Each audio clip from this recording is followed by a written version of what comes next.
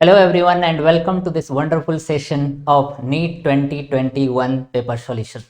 So basically we are going to discuss the solution of NEET 2021 paper जो कि आज ही हुआ है। तो देखते हैं कि पेपर का टफनेस लेवल या कैसा रहा। बेसिकली हमने भी पेपर अभी सॉल्व नहीं किया है, तो हमको जैसे ही पेपर मिला हम जस्ट स्टार्ट कर रहे हैं सॉल्व करना। ऑब्वियसली हम लाइव जाने की कोशिश कर रहे थे बट लाइव नहीं हो पा रहा है, सो हम पहले रिकॉर्ड कर देंगे और डायरेक्टली फिर अपलोड कर देंगे। Okay, so let us start the solution part. तो हम directly one by one question लेते जाते हैं और पीडीएफ ये आपको दिख रहा है जो कि इस बार के नीट 2021 का है। और यहाँ पर यदि हम देखें तो ये हमारा है सेक्शन 1 फिजिक्स का, जिसमें जितने भी क्वेश्चन हैं पहले वो सॉल्व करते हैं और उसके बाद फिर सेक्शन 2 में मूव करेंगे। ओके, तो स्टार्ट करते हैं सर। तो पहला क्वेश्चन है, in infinitely long conductor carries a current 5 ampere. तो आपको बोल रहा है कि एक इनफाइनाइट लॉन्ग वायर है जो कि करंट कितना कैरी कर रहा है 5 एम्पियर, दैट्स द गिवन। और आपसे बोल रहा है कि an electron is moving with a speed of 10⁻5 meter पर सेकेंड, इसका ये स्पीड दिया हुआ है। और आपसे पूछा जा रहा है कि the perpendicular distance between the electron and the conductor, ये डिस्टेंस भी दिया हुआ है यहाँ पे जो आपको ये डिस्टेंस दिख रहा है, दैट इज 20 सेंटीमीटर। और लास्ट में हमसे पूछा है calculate the magnetic force experienced by the electron. तो ये जस्ट एक सिंपल सा आपको फार्मूला लगाना है मैग्नेटिक फोर्स का। यहाँ पे डायरेक्टली यदि हम लगा दें 90 के एंगल पे, दैट इज QVB। तो ये जस्ट हम फार्मूला लगाएंगे। Q has the charge of electron, वो डायरेक्टली पुट करेंगे बट थोड़ा सा पहले फार्मूला लिख लेते हैं। Q वेलोसिटी आपको दिया हुआ है, मैग्नेटिक फील्ड जो लिखना है हमें निकालना है इलेक्ट्रॉन के ऊपर फोर्स। तो इसमें जो करंट जा रहा है 5 एम्पियर, इसके वजह से हम मैग्नेटिक फील्ड इनफाइनाइट वायर की वजह से आपको पता होगा होता है mu naught I by 2R। So mu naught I by 2 pi R, यही हमारा फार्मूला आता है। R is the perpendicular distance जो कि यहाँ पे दिया हुआ है आपको कितना 20। So will just put the value और will get the answer. So force equal to यहाँ पे कितना आ जाएगा, Q इलेक्ट्रॉनिक चार्ज है 1.6 10⁻19 कूलम्ब हो जाएंगे। और वेलोसिटी आपको दिया हुआ है दैट इज 10�5 मीटर पर second, so here will substitute 10�5। और म्यू नॉट की वैल्यू आपको पता है दैट इज 4 पाई, और करंट भी दिया हुआ है 5 ampere divided by 2 pi R। R की वैल्यू जो है वो है आपका 20 सेंटीमीटर, तो obviously we need to take that in meter. तो यहाँ पे हम 0 पॉइंट कितना पुट करेंगे 2, 20 डिवाइड बाई 100 कर दिए मीटर में कन्वर्ट करने के लिए। तो जस्ट अब हम कैंसिल करेंगे, ये 0.2 और ये 2 4 कैंसिल हो जाएगा, पाई और पाई, बट नीचे 0.1 बचेगा हमारा। तो ये वैल्यू जब हम पूरा कैलकुलेट करेंगे तो ये आ जाएगा 16 इंटू 5, 8 आ जाएगा। तो 8 यदि हम ऑप्शन में ही देखें बिना सॉल्व किए हुए तो 8 एक ही ऑप्शन में है, बट 8 पाई और एक में है 8, तो हमारा 8 आ रहा था। और obviously option 4th is the correct one. Okay, तो जस्ट आपको कैलकुलेशन करना था कौन से फार्मूले पे, फोर्स इक्वल टू QVB, और B का फार्मूला क्या लिखना है mu naught I by 2 pi R। अब जस्ट वैल्यू सब्स्टिट्यूट करना है और कैलकुलेशन के बाद हमारा फोर्स या मैग्नेटिक फोर्स बोल सकते हैं आप, वो कितना आ रहा है 8 इंटू 10⁻⁻20। ये हमने जस्ट सॉल्व नहीं किया, आप लोग सॉल्व कर सकते हैं। क्यों नहीं सॉल्व किया, क्योंकि 8 एक ही ऑप्शन में है, दूसरे में 8 पाई है, इसलिए हमने 4th ऑप्शन डायरेक्टली टिक आउट कर दिया। Now will move to the next question. So second question which we have here, बोला है a body is executing a simple harmonic motion with the frequency n, यानी फ्रीक्वेंसी आपको n दिया हुआ है body का सिंपल हार्मोनिक मोशन का। The frequency of its potential energy, ये तो आपको डायरेक्ट याद रखना था, पोटेंशियल एनर्जी जो है वो डबल हो जाता है यानी 2n हो जाता है। क्यों, क्योंकि जब आप एनर्जी निकालेंगे, एनर्जी का पोटेंशियल एनर्जी का फार्मूला आपको इन टर्म्स ऑफ फ्रीक्वेंसी तो हाफ के एक्स स्क्वायर लिखते हैं। तो जब स्क्वायर आता है तो पावर बेसिकली अंदर आ जाएगा, आपको सिंगल ट्रिग्नोमेट्रिक फंक्शन में यदि आपको कन्वर्ट करना है। सिंपल हार्मोनिक मोशन का डिस्प्लेसमेंट का यदि इक्वेशन लिखते हैं तो A sine omega T plus minus 5 जो भी है ये होता है जनरल इक्वेशन। अब इस पूरे को हम फेज मान लेते हैं तो x का इक्वेशन जो हो जाएगा वो हो जाएगा A साइन मान लीजिए थीटा। ओके, अब हमें यहाँ पे क्या करते हैं, बेसिकली एनर्जी पूछा है या पोटेंशियल एनर्जी। तो पोटेंशियल एनर्जी में बेसिकली डिस्प्लेसमेंट का स्क्वायर आता है, हाफ के एक्स स्क्वायर, स्प्रिंग में भी आपने पढ़ा है। तो पोटेंशियल एनर्जी की यदि बात करेंगे तो वहाँ पे स्क्वायर आ जाएगा और स्क्वायर आएगा तो साइन का स्क्वायर आ जाएगा। बट साइन स्क्वायर को जब सिंगल ट्रिग्नोमेट्रिक फंक्शन में हम कन्वर्ट करते हैं तो 1 माइनस कॉस 2 थीटा आता है। कहने का मतलब वो ट्वाइस ऑफ थीटा हो जाएगा। ट्वाइस ऑफ थीटा मतलब ओमेगा भी 2 टाइम्स हो जाएगा, यानी पोटेंशियल एनर्जी जो है उसका फ्रीक्वेंसी डबल हो जाता है। ये चीज़ आपको याद रखना था। डायरेक्टली हाफ के एक्स स्क्वायर ये वाला फार्मूला लगाएंगे। एक्स का स्क्वायर मतलब साइन का स्क्वायर, और साइन स्क्वायर को जब हम कन्वर्ट करेंगे किसमें, सिंगल ट्रिग्नोमेट्रिक फंक्शन यानी पावर फंक्शन से हम कन्वर्ट करेंगे तो sine square 1 minus cos 2 theta होता है, तो 2 आ जाएगा, तो यहाँ 2 ओमेगा मतलब डायरेक्टली। ओके, तो हम हो सकता है थोड़ा फास्ट सॉल्व कर रहे हैं तो ऑब्वियसली आपने ये सारी चीज़ें पढ़ रखा है तो आपके लिए ये ईजी होगा। Second option is the correct one. Okay, आगे बढ़ते हैं। तो हमने जस्ट थोड़ा सा ओवरव्यू जस्ट देखा था पेपर का और डायरेक्टली हम सॉल्व कर रहे हैं। हो सकता है बीच में कहीं यदि गलती हो जाए तो आप मैच कर सकते हैं 2-3 जगहों से। हम डायरेक्टली सॉल्व कर रहे हैं, थोड़ा फास्ट कर रहे हैं ताकि जल्दी हम अपलोड कर पाए, इसलिए थोड़ा मिस्टेक हो सकता है बीच में। ओके, तो देखते हैं आगे। बोला है question number 3, radio active nucleus दिया हुआ है आपको। तो न्यूक्लियस मास नंबर है कितना A और एटॉमिक नंबर है Z। Undergoes a spontaneous decay, decay का आपको एक इक्वेशन दिया हुआ है और बोला है where Z is the atomic number and X is an element the possible decay, मतलब इस सीक्वेंस में क्या क्या डीके हो रहा है। तो आपको जस्ट याद रखना है कि यदि एटॉमिक नंबर एक कम हो रहा है, Z से यहाँ पे Z -1 हो रहा है पहले केस में। -1 तभी होता है जब पॉजिट्रॉन यानी प्लस बीटा, बीटा पॉजिटिव का डीके होता है, तो पहला पार्टिकल जो है that is obviously beta positive, जिसमें Z एक कम हो जाता है। दूसरे सीक्वेंस में फिर Z-1 से Z-3 चला गया है, यानी फिर से 2 कम हो गया और एटॉमिक नंबर 2 कम होता है ऑब्वियसली अल्फा के इमिशन में, तो ये अल्फा पार्टिकल हो जाएगा। तीसरा फिर यदि देखें Z-3 से Z-2 हो गया है, तो ऑब्वियसली इस केस में यदि हम देखें Z-3 से Z-2 यानी एक बढ़ गया है। एक बढ़ता है कब, जब बीटा नेगेटिव का डीके होता है, तो ऑब्वियसली यहाँ पर जो डीके होगा दैट इज बीटा नेगेटिव। तो पहले आएगा beta positive, then we have beta alpha particle and then beta negative. तो हमारा यदि सीक्वेंस देखा जाए तो पहले है बीटा पॉजिटिव, फिर है अल्फा और फिर है बीटा नेगेटिव।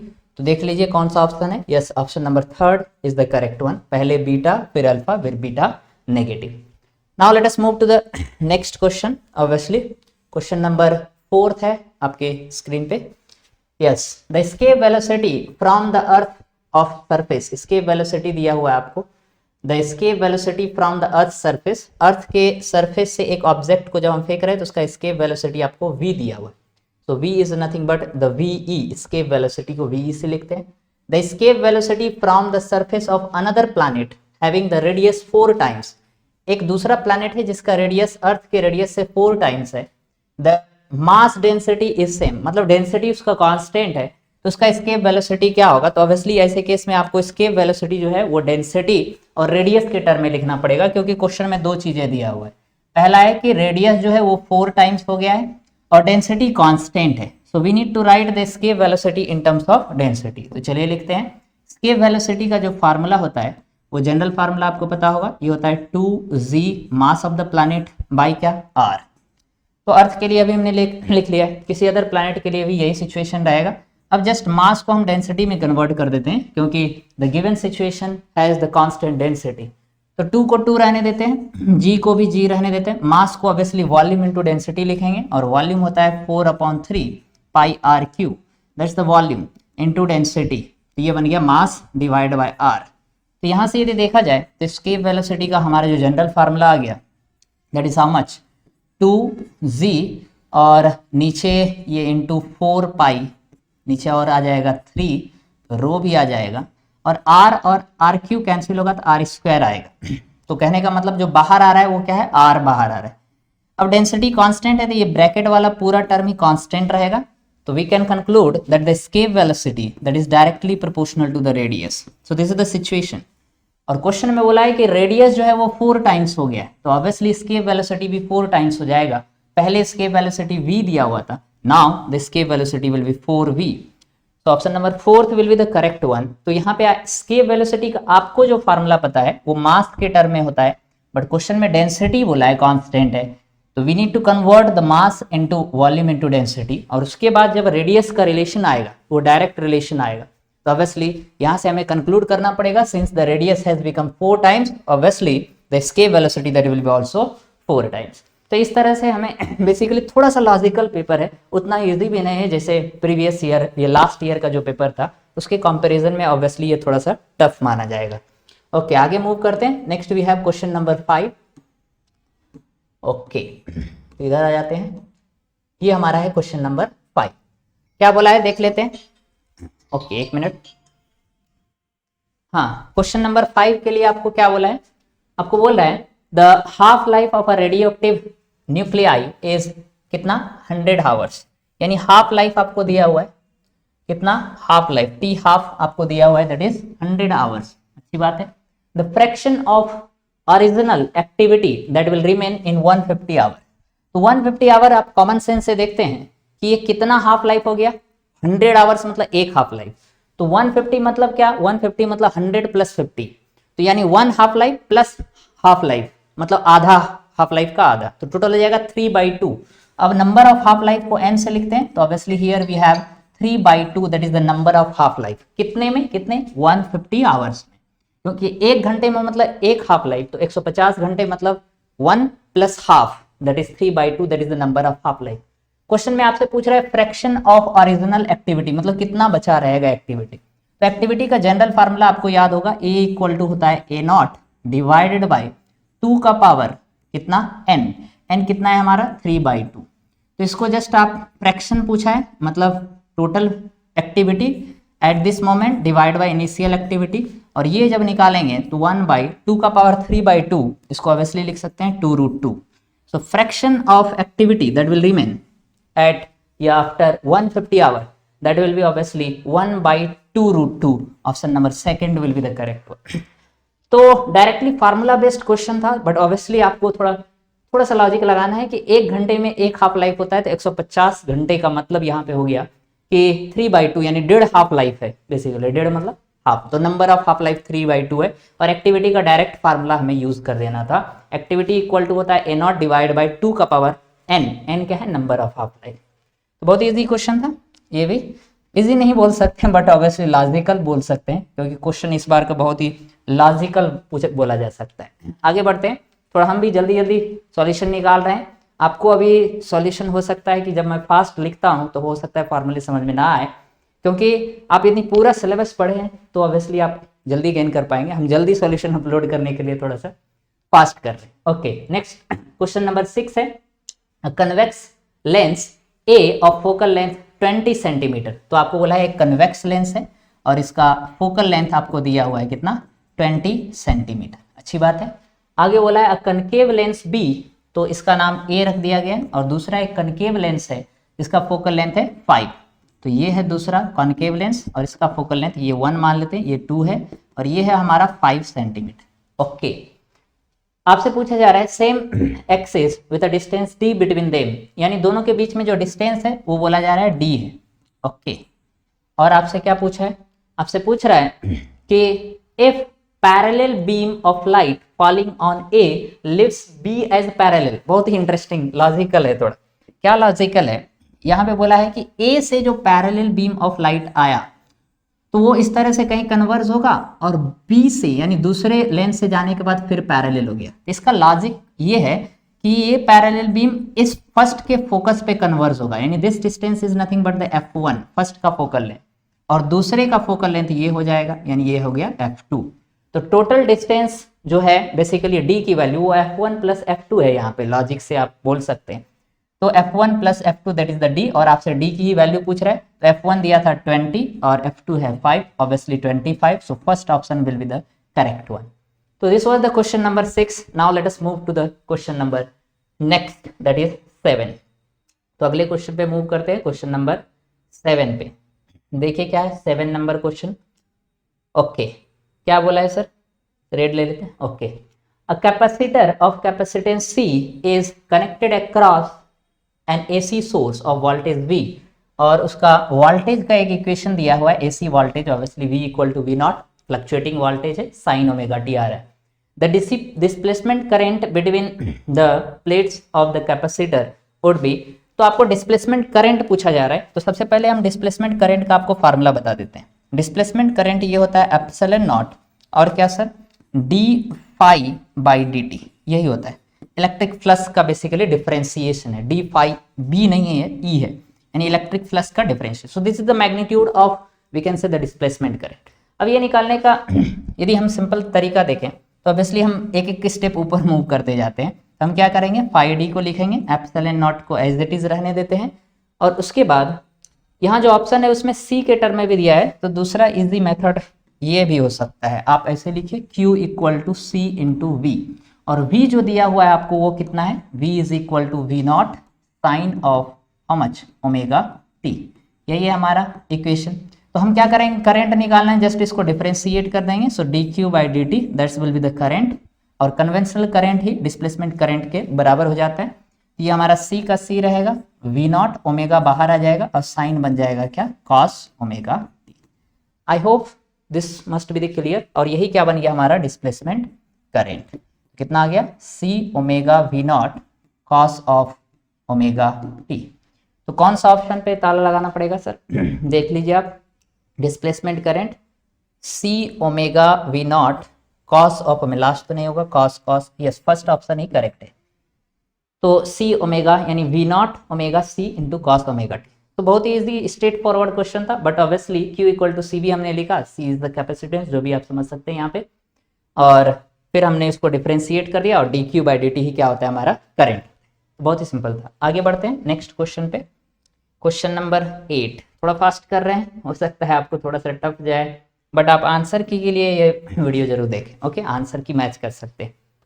तो क्वेश्चन नंबर 8 क्या है, a small block slides down a smooth inclined plane starting from the rest at t equal to 0, SN with the distance travelled by the block in the interval n-1 to n। इसका मतलब है n-1 से n, मतलब SN जो है वो nth moment में, यानी 5 यदि है n की वैल्यू, तो 5th सेकंड में कितना डिस्टेंस ट्रेवल किया वो है एसएन, या फिर 6 सेकंड में कितना किया। तो इसका डायरेक्ट एक फार्मूला होता है एसएन का, that is distance travelled in nth second, वो होता है u plus a by 2 to n-1। So this is our general formula. But यहाँ पे क्वेश्चन में बोला है block slides down on a smooth plane starting from rest, starting from rest मतलब initial velocity 0 है, तो ऑब्वियसली एसएन की यदि वैल्यू की बात करें तो हो जाएगा कितना, a बाई 2 और क्या 2n-1। तो हमसे पूछा है Sn divide by Sn plus 1, तो इसी को देख देख के हम दूसरा इक्वेशन लिख देते हैं Sn प्लस 1, यानी जहां पे हमारा n है वहां n प्लस 1 जस्ट ले लेना है, आंसर आ जाएगा। तो this will be a by 2, और जहां n था वहां क्या हो जाएगा n प्लस 1, तो डायरेक्ट लिख देते हैं, n की जगह n प्लस 1 2 से मल्टीप्लाई करेंगे तो 2n प्लस 2 माइनस 1 हो जाएगा। एक लाइन और लिखते हैं, so n plus 1 finally we will get a by 2, और ये हो जाएगा हमारा कितना 2n प्लस 1 हो जाएगा। इक्वेशन 1 और 2 को ऑब्वियसली डिवाइड करेंगे तो आपको दिख रहा है कि Sn divide by Sn plus 1 दिख रहा है, 1 और 2 को डायरेक्टली डिवाइड कीजिए, a बाई 2 और a बाई 2 कैंसिल हो जाएगा, ये आ जाएगा कितना 2n-1 divide by 2n plus 1। कौन सा ऑप्शन दिख रहा है बालक, yes 2n-1 divide by 2n plus 1, second option must be the correct one, ऐसा लग रहा है हमें। चलिए आगे बढ़ते हैं, थोड़ा फास्ट कर रहे हैं हम, ऑब्वियसली सही होना चाहिए, बट हम भी पहली बार सॉल्व कर रहे हैं, हमने जस्ट ओवरव्यू देखा था 5 मिनट के लिए और तुरंत हमने रिकॉर्डिंग चालू कर दिया है, तो आपको हो सकता है कहीं पे यदि कुछ गलती हो जाए तो उसको आपको कंसिडर करना है, ओके। तो क्वेश्चन में बोला है a particle is released from a height s from the surface of the earth, मान लेते हैं this is the earth surface, और s हाइट से पार्टिकल को हमने रिलीज किया है, फ्रॉम हाइट कितना s, यानी इस पॉइंट पे पार्टिकल था पहले, मान लेते हैं a पॉइंट। आगे बोला है at a certain instant of height the kinetic energy is 3 times the potential energy. तो मान लो यहाँ तक आ गया, और यहाँ पे आने के बाद now this height is suppose h, तो b पॉइंट पे आने के बाद अब जो है इसका बोला है कंडीशन क्या दिया है कि at this moment kinetic energy जो है वो 3 टाइम्स ऑफ पोटेंशियल एनर्जी हो गया, ओके। अच्छा ऊपर कितना होगा, ऊपर पोटेंशियल एनर्जी तो आपको पता है टोटल हो जाएगा mgs, और ये एक कंडीशन दे दिया, तो ऑब्वियसली ऐसे केस में हम एनर्जी कंजर्वेशन लगाते हैं, total energy at b that must be equal to total energy at a। Total energy b पे बात करें तो 2 तरह का एनर्जी होगा, एक पोटेंशियल दूसरा काइनेटिक।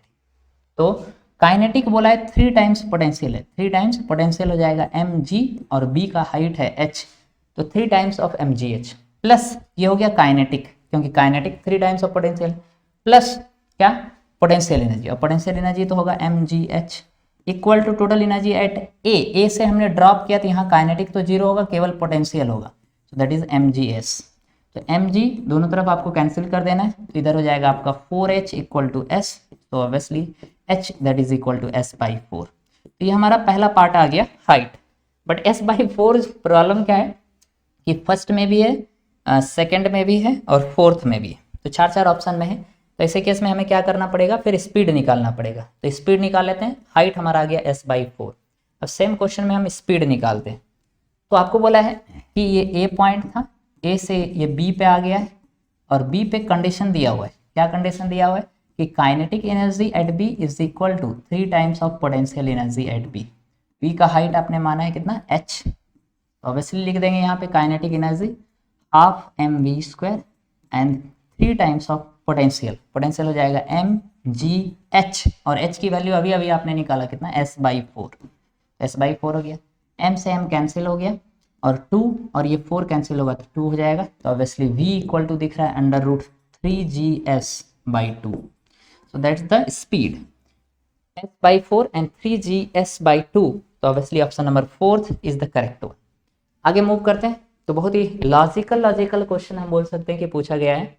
क्वेश्चन नंबर 10 में आते हैं। तो पोटेंशियोमीटर से रिलेटेड ये क्वेश्चन दिख रहा है। In a potentiometer circuit a cell of EMF 1.5 volt. तो ये पहला सेल है जिसका ईएमएफ मान लेते हैं E1 की वैल्यू दिया है 1.5 volt. Gives a balancing length, तो बैलेंसिंग लेंथ पहला का दिया हुआ है, यानी ये L1 की वैल्यू दिया हुआ है आपको 36 centimeter length of the wire. If another cell of EMF यानी E2 दे दिया है आपको, replaced by the first cell, then what is the length of the wire balancing point. तो आपको जस्ट जो एप्लीकेशन है किसका, पोटेंशियोमीटर का, वही वाला डायरेक्ट क्वेश्चन पूछ दिया, और एप्लीकेशन था रेशियो ऑफ लेंथ, यानी L2 बाय L1 जो होता है वो EMF के रेशियो के बराबर होता है, that is E2 by E1। So will just replace the value, और हमें बोला है कि बैलेंसिंग लेंथ सेकंड केस में कितना होगा। तो यहाँ से आप डायरेक्ट फार्मूला लिख सकते हैं। L2 हमें निकालना है, L1 36 दिया हुआ है, E2 सेकंड केस में पोटेंशियल दे रहा है 2.5 और फर्स्ट केस में है 1.5। तो जस्ट आपको इसको कैंसिल करना है। L2 इक्वल टू आ जाएगा, इसको ऊपर नीचे कैंसिल करेंगे तो ये 5 आ जाएगा और नीचे 3 आ जाएगा। 3 से आप 36 को भी कैंसिल कर लो, 12 आ जाएगा, 12 इंटू 5 ये 60 आ जाएगा। तो 60 centimeter that is the balancing length in the second case. तो डायरेक्ट आपको फार्मूला यूज करना था, ये वाला फार्मूला, क्या, ratio of length that is equal to ratio of EMF of the cell, balancing length is proportional to the we can say the EMF. तो वो direct आपको फार्मूला यूज करना था। पोटेंशियोमीटर से रिलेटेड क्वेश्चन आ ही गया इस बार। आगे आते हैं क्वेश्चन नंबर 11 के ऊपर।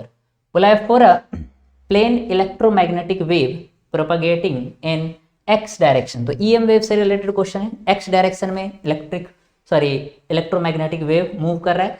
विच of the following combination correct possible direction of electric and magnetic field. तो इलेक्ट्रिक और मैग्नेटिक फील्ड का डायरेक्शन कौन सा प्रॉपर होगा जब एक्स डायरेक्शन में मूव कर रहे हैं।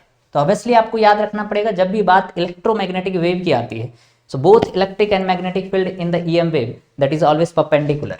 और परपेंडिकुलर है तो ऑब्वियसली हम बोल सकते हैं कि ई डॉट बी, ऑब्वियसली दोनों वेक्टर है, इसका डॉट प्रोडक्ट जीरो आना चाहिए इलेक्ट्रिक और मैग्नेटिक फील्ड का। क्यों? क्योंकि इलेक्ट्रोमैग्नेटिक वेव में इलेक्ट्रिक और मैग्नेटिक फील्ड हमेशा 90 डिग्री पे होता है। तो हमें क्या करना है, जस्ट डॉट प्रोडक्ट जीरो देखना है, जिसमें डॉट प्रोडक्ट जीरो आ जाएगा वही हमारा आंसर होगा। फर्स्ट में देखेंगे तो 1 इंटू 1 प्लस में रहेगा और प्लस ये तो डॉट प्रोडक्ट 2 आ जाएगा। दूसरे में देखेंगे इसका डॉट प्रोडक्ट निकालते हैं, -1 इंटू -1 +1 फिर +1 इंटू -1 तो ये जीरो आ रहा है, तो सेकेंड ही पॉसिबल लग रहा है। थर्ड में देखते हैं प्लस इंटू -1 प्लस इंटू -1 तो ये तो -2 आ जा रहा है, तो ये तो नहीं होगा। और लास्ट भी देख लेते हैं, माइनस इंटू माइनस +1 हो जाएगा और प्लस इंटू +1 तो ये +2 आ रहा है, तो ये भी नहीं होगा। तो ऑब्वियसली सेकंड ऑप्शन में ही डॉट प्रोडक्ट जीरो आ रहा है, so second option is the correct one, क्योंकि इलेक्ट्रोमैग्नेटिक वेव में इलेक्ट्रिक और मैग्नेटिक फील्ड हमेशा 90 डिग्री पे होता है। Now let us move to the question number 12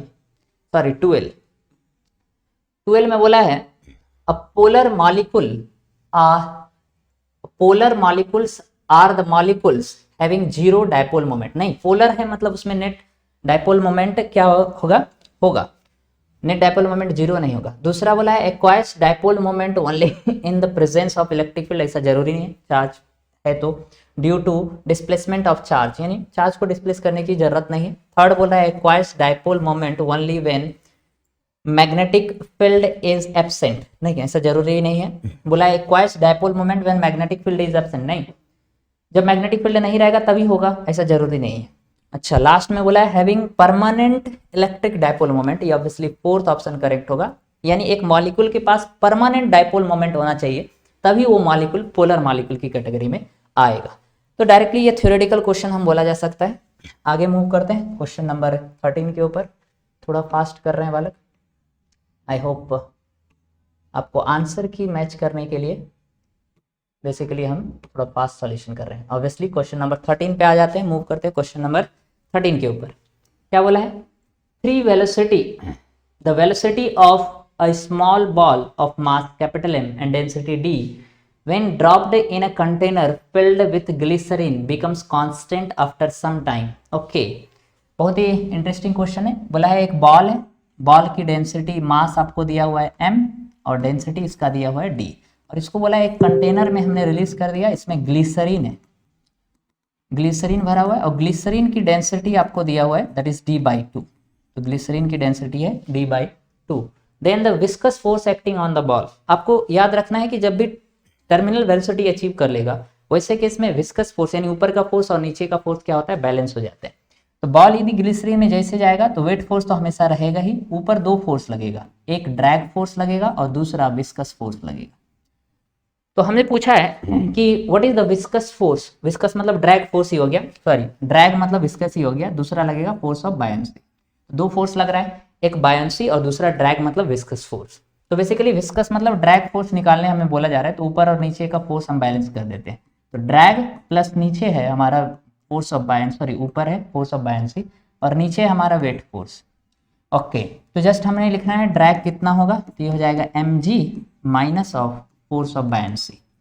अब mg को कितना लिखेंगे, mg mass equal to volume into density होता है, तो वॉल्यूम इसका v हो गया मान लेते हैं, वॉल्यूम इंटू क्या लिख देंगे m इंटू जी ही रखते हैं। ओके इसको mg रखते हैं और m जो है मास ऑफ बॉल, इसको लिखना पड़ेगा वॉल्यूम इंटू डेंसिटी, तो m equal to v into D ऐसे याद रखिए आप। ओके ये हो गया mg क्योंकि ऑप्शन mg के टर्म में दिया हुआ है, minus of force of buoyancy, force of buoyancy को v रो g लिखते हैं, तो वॉल्यूम को v, डेंसिटी ऑफ ग्लिसरीन लेना पड़ता है तो d/2 और g की जगह g हो जाएगा।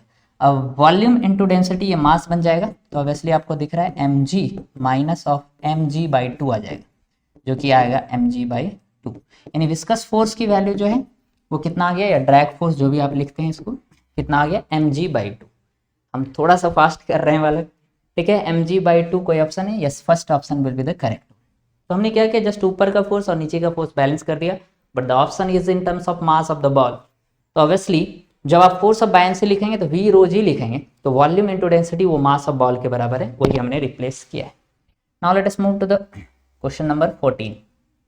क्या बोला है, बोला है match column 1 and column 2, choose the correct option, option भी दिया हुआ है, आपको जस्ट मैच करने बोला है, तो मैच करते हैं। तो पहला रूट मीन स्क्वायर, ये तो डायरेक्ट फार्मूला है, रूट मीन स्क्वायर जो होता है वो √3RT/m गैसियस चैप्टर में KTG में आपने पढ़ा होगा। दूसरा है प्रेशर एक्सर्टेड बाय गैस, ये होता है 1/3 Nm एंड RMS वेलोसिटी का स्क्वायर। तीसरा है एवरेज काइनेटिक एनर्जी जो कि होता है 3/2 kBT, बोल्ट्जमैन कांस्टेंट है kBT। उसके बाद लास्ट में आ गया टोटल इंटरनल, ऑब्वियसली ये इसके बराबर हो जाएगा। तो यदि मैच करके हम देखें, A जो है वो Q के बराबर है, B जो है वो P के बराबर है और C जो है हमारा वो S के बराबर है और लास्ट में जो D है वो R के बराबर है। तो ऐसे आप लिख के मैच करना आपके लिए आसान होता है। तो आपको याद रखना है AQ BP CS and RD, AQ BP CS and RD, AQ ऐसे फॉर्मेट याद रखना है, हम अभी ऊपर करेंगे तो ये हट जाए, AQ BP CS RD, AQ BP CS RD, कौन सा ऑप्शन है देखिए, AQ BP CS R D, okay, यानी डी आर। तो ऑप्शन नंबर थर्ड यहाँ पे भी मारा हुआ है, जिस बच्चे ने इसको सॉल्व किया ऑब्वियसली उसका भी करेक्ट है। आगे मूव करते हैं, थोड़ा फास्ट मूव करते हैं, जल्दी जल्दी अपलोड करना है। ओके, देखिए क्वेश्चन नंबर 15 के ऊपर आते हैं। So we have the 15th question. क्या बोला है? Water falls from height 60 meter at the rate of 15 kg per second, यानी एक सेकेंड में 15 kg वाटर नीचे गिर रहा है। कहाँ से? 60 मीटर की हाइट से। 60 मीटर आपको हाइट दिया हुआ है और 15 kg यानी मास जो है एक सेकेंड में कितना है? 15 kg है। Okay, 15 kg। तो यहाँ पे आपको मास ले लेना है कितना? 15 kg। आगे मूव करते हैं। ऑपरेट्स अ टरबाइन, और नीचे आने के बाद वो टरबाइन चला रहा है। The loss due to friction are 10%, यानी 10% का लॉस हो जा रहा है। तो आपसे पूछा है पावर कितना होगा, तो पावर जो बचा रहेगा, यानी एनर्जी 10% लॉस हो गया तो बचा कितना? 90%। तो आप टोटल एनर्जी निकालो, उसका 90% निकाल दो। तो 90% ऑफ टोटल एनर्जी, 90% मतलब 90/100, और टोटल कितना होगा? mgh हो जाएगा। तो m है 15, g की वैल्यू 10 और h ले लेना है आपको कितना? 60। तो यहाँ से आप यदि करोगे तो ये एक जीरो कैंसिल हो गया सर, ये जीरो भी कैंसिल हो गया। 15 × 6 ये हो गया 90 इंटू कितना? ये वाला टर्म 9, 81। बट यहाँ पे हमने जो गलती किया 16 metre kg per second. Okay, efficiency input 10%, 90%, 90/100 mgh। Okay, एक जीरो आ जाएगा ना हमारा, और एक जीरो आएगा क्या? 15, हाँ एक और जीरो आएगा। तो इसको किलोवाट में कन्वर्ट कर देंगे तो 8.1 किलोवाट ये पावर आ जाएगा। हमने क्या किया बेसिकली? mgh टोटल एनर्जी निकाला, और टोटल एनर्जी का हमने क्या कर दिया? 90% कर दिया सर, क्योंकि 10% लॉस हो जा रहा है तो ऑब्वियसली 90%। तो यहाँ से हमारा जाएगा 8.1 किलोवाट। तो second option is the correct one. आगे मूव करते हैं। तो कई बार ऑप्शन देखने के बाद हमें मैच करने का मन हो रहा है, क्योंकि पेपर जो है वो बहुत ही लॉजिकल बोल सकते हैं, पेपर बहुत ही लॉजिकल है। ओके, क्वेश्चन नंबर 16 पे मूव करते हैं। क्या बोला? A lens of large focal length and large aperture best suited as objective for an astronomical telescope, यानी बोला है लार्ज फोकल लेंथ है और लार्ज क्या है? अपर्चर है। फोकल लेंथ भी बहुत ज्यादा है, अपर्चर लेंथ का जो लेंथ होता है, लेंस का लेंथ, वो बोल सकते हैं बहुत ही क्या है? ज्यादा है टेलीस्कोप के लिए। तो कौन सा कंडीशन सेटिस्फाई करेगा? पहला बोला है a large aperture contributes to the quality of visibility of the image. हाँ सही बोल रहा है। आपने देखा होगा छोटा जो कैमरा होता है उसका लेंस यदि छोटा है तो विजिबिलिटी उतना अच्छा नहीं होता, बट बड़ा कैमरा है ऑब्वियसली कॉस्टली, तो आप ऐसे कंसिडर कर सकते हैं। अपर्चर यदि लेंस का ज्यादा है तो क्वालिटी ज्यादा होगा, तो पहला ऑप्शन सही है। दूसरा बोल रहा है a large area of the objective ensures better light gathering power. हाँ, जितना ज्यादा एरिया होगा लेंस का उतना ज्यादा पावर आएगा और पिक्चर की क्वालिटी भी उतना अच्छा होगा। थर्ड देख लेते हैं, large aperture provides a better resolution. हाँ, अपर्चर जितना ज्यादा है, रेजोल्यूशन तो उसको जब कोई पिक्चर को हम मान लीजिए उसको जूम करके देखेंगे तो वो फटेगा नहीं, हर पिक्सल अच्छे से दिखेगा। तो थर्ड भी सही बोल रहा है। तो obviously all of this theoretical question था, बट आपको थोड़ा सा सोचना था यहाँ पे कि ऐसा क्यों हो रहा है। तो आपने यदि टेलीस्कोप के बारे में पूरा डिटेल में पढ़ा था, आपके लिए ये बहुत ही इजी क्वेश्चन था। आगे मूव कर जाते हैं क्वेश्चन नंबर 17 के ऊपर। So we have question number 17। क्या बोला है? क्वेश्चन नंबर 17 पे आते हैं। बोला है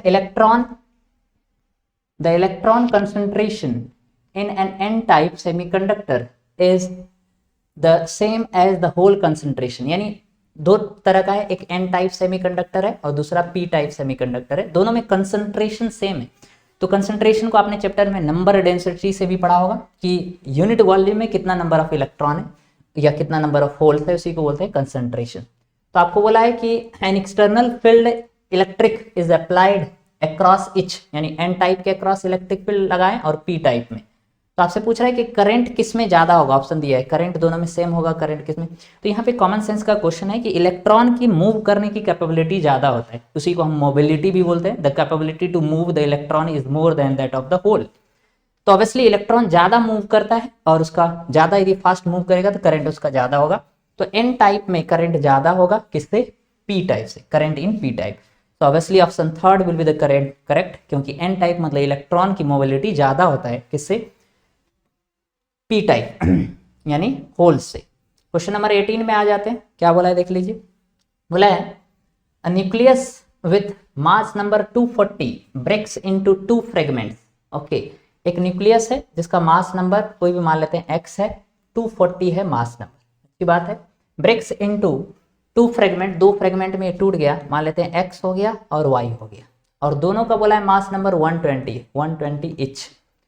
ओके, अच्छी बात है। आगे क्या बोला है, the binding energy per nucleon, यानी एक न्यूक्लियन का कितना होता है 7.6 है, यानी इस जो पेरेंट न्यूक्लियस है इसका एक न्यूक्लियस का 7.6 है। Then and binding energy of fragment, ये कितना है, हर एक का दोनों का है 8.5 और इसका भी 8.5। Then the binding energy in the process is what, यानी इसमें इस प्रोसेस में कितना एनर्जी बेसिकली इवॉल्व होगा, या बाइंडिंग एनर्जी इस प्रोसेस में कितना है वही आपको निकालना है। तो ऐसे केस में हम डायरेक्टली क्या करते हैं, रिएक्टेंट माइनस प्रोडक्ट कर देते हैं। तो रिएक्टेंट में दोनों का मास नंबर कितना है 120 और हर एक का कितना आ रहा है 8.5 आ रहा है, तो 8.5 इंटू 2 इंटू 120 हो जाएगा। 8.5 एक न्यूक्लियंस का, ऐसे ऐसे दो है, दो प्रोडक्ट बन रहे हैं फ्रेगमेंट में, तो इंटू 2 कर दिया, और नंबर ऑफ मास नंबर कितना है 120 मल्टीप्लाई कर, माइनस रिएक्टेंट में जो था, तो रिएक्टेंट में कितना है, बाइंडिंग एनर्जी पर न्यूक्लियन है 7.6, इसको माइनस कर रहे हैं, और कितना है मास नंबर 240, तो इंटू 240।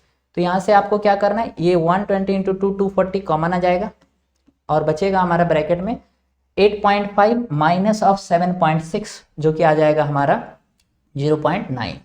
अब इसको जस्ट आप मल्टीप्लाई करो, 9 इंटू 4 ये 6 होता है, तो 6 से लास्ट में एक ही ऑप्शन में, यानी मल्टीप्लाई करने के बाद ये 216 आएगा मेगा इलेक्ट्रॉन वोल्ट। तो बेसिकली हम भी पेपर पहली बार ही समझ सकते हैं, देख रहे हैं, इसीलिए थोड़ा हम फास्ट कर रहे हैं कैलकुलेशन, आप ऐसे लॉजिक लगा के भी कर सकते हैं। आगे मूव करते हैं, question number 19, a thick current carrying cable, यानी एक केबल है, cable, this is not a wire, cable मतलब सिलेंड्रिकल करंट कैरिंग कंडक्टर है जिसके क्रॉस सेक्शन में यूनिफॉर्म करंट मूव करता है।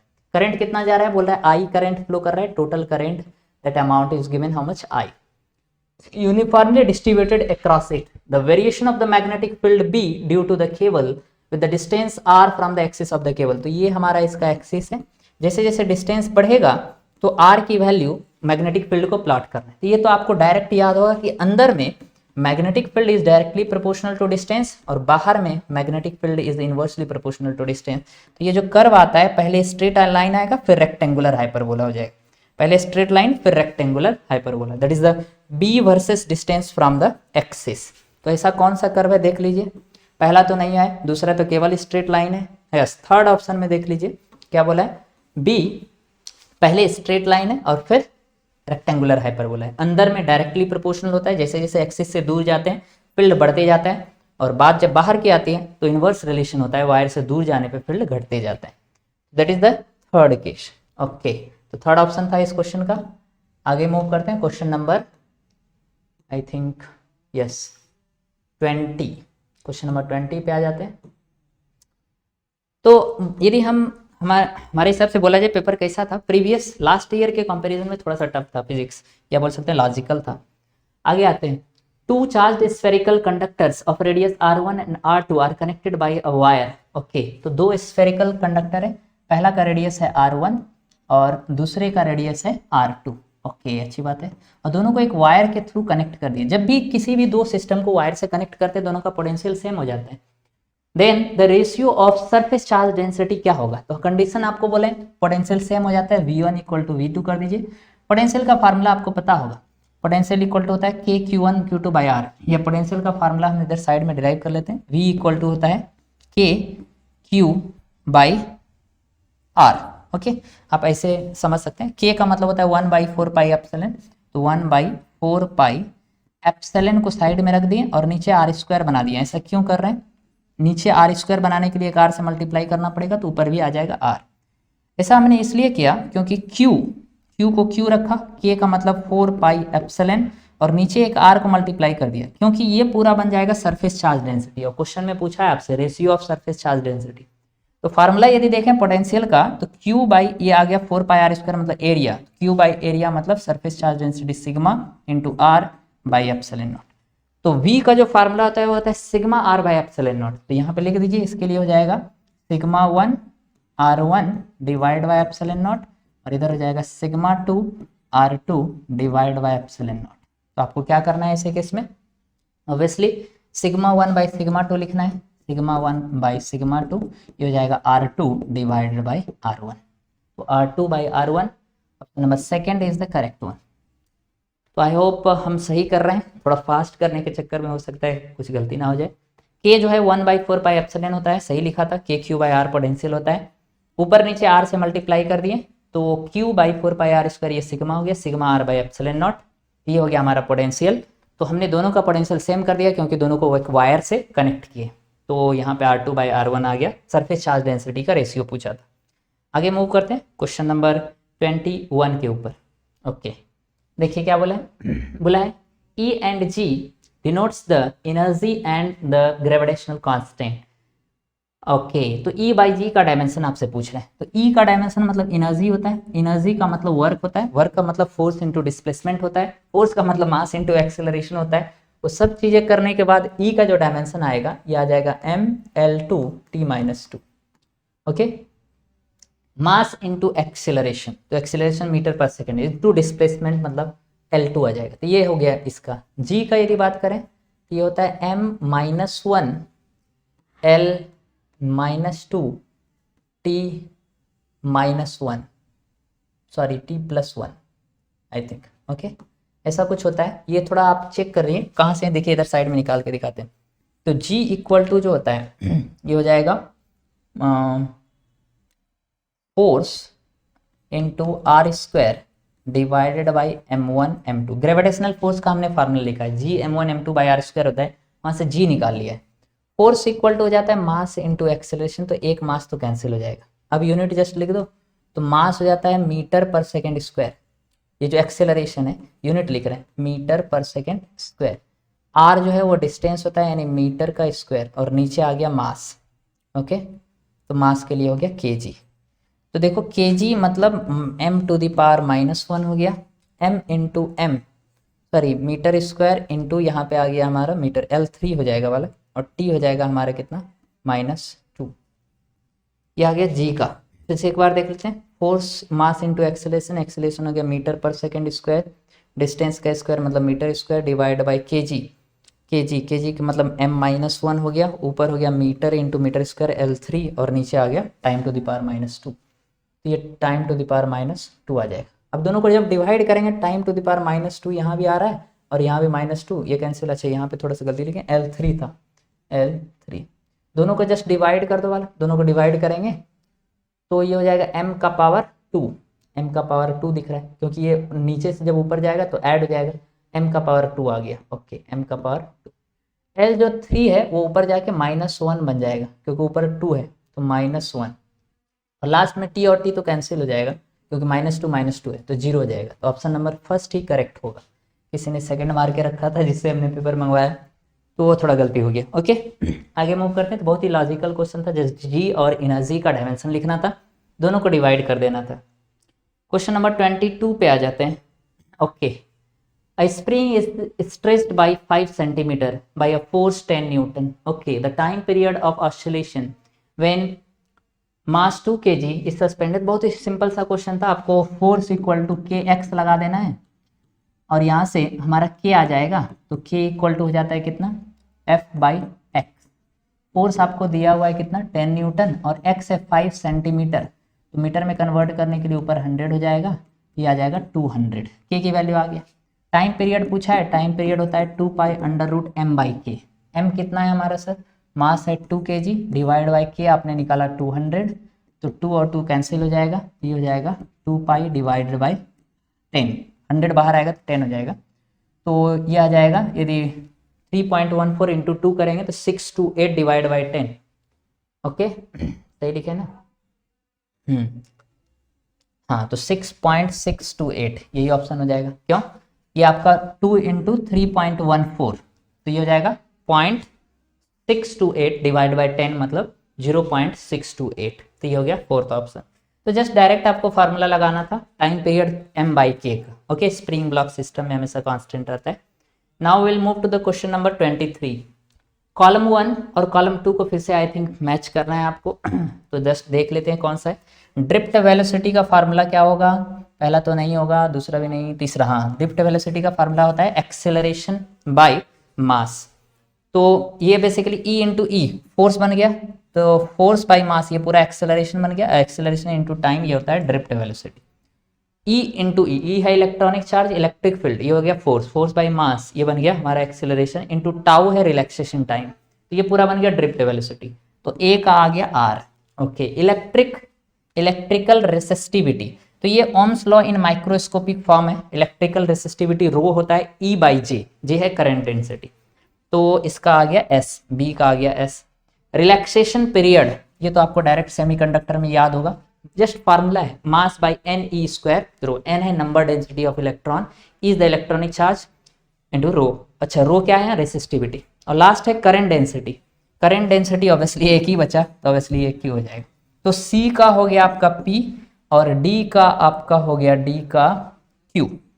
ओके, तो आर का ए, सॉरी ए का आर, ए का A R B S C P, A R B S C P, ये तीन मैच कर लो बाकी हो जाएगा, A R B S C P, A R B S C P, A R B S C P और D, first option ही correct है हमारा।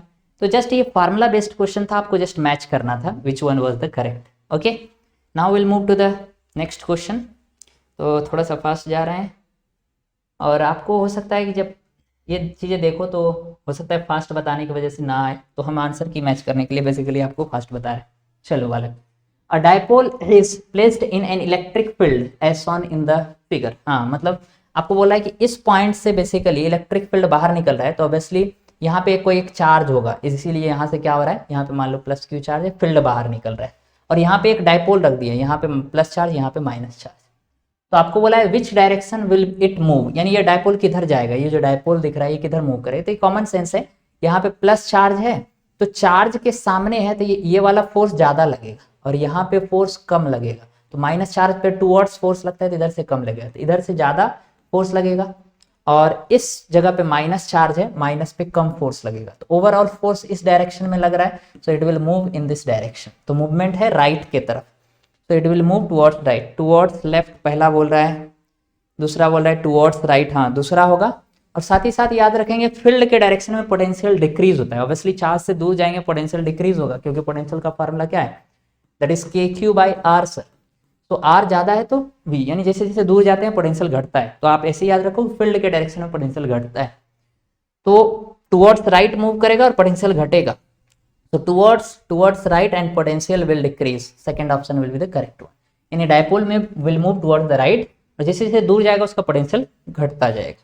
ओके, आगे मूव कर जा रहे हैं क्वेश्चन नंबर 25 के ऊपर। क्या बोला है देख लीजिए, बोला है consider the following statement A and B and identify the correct answer.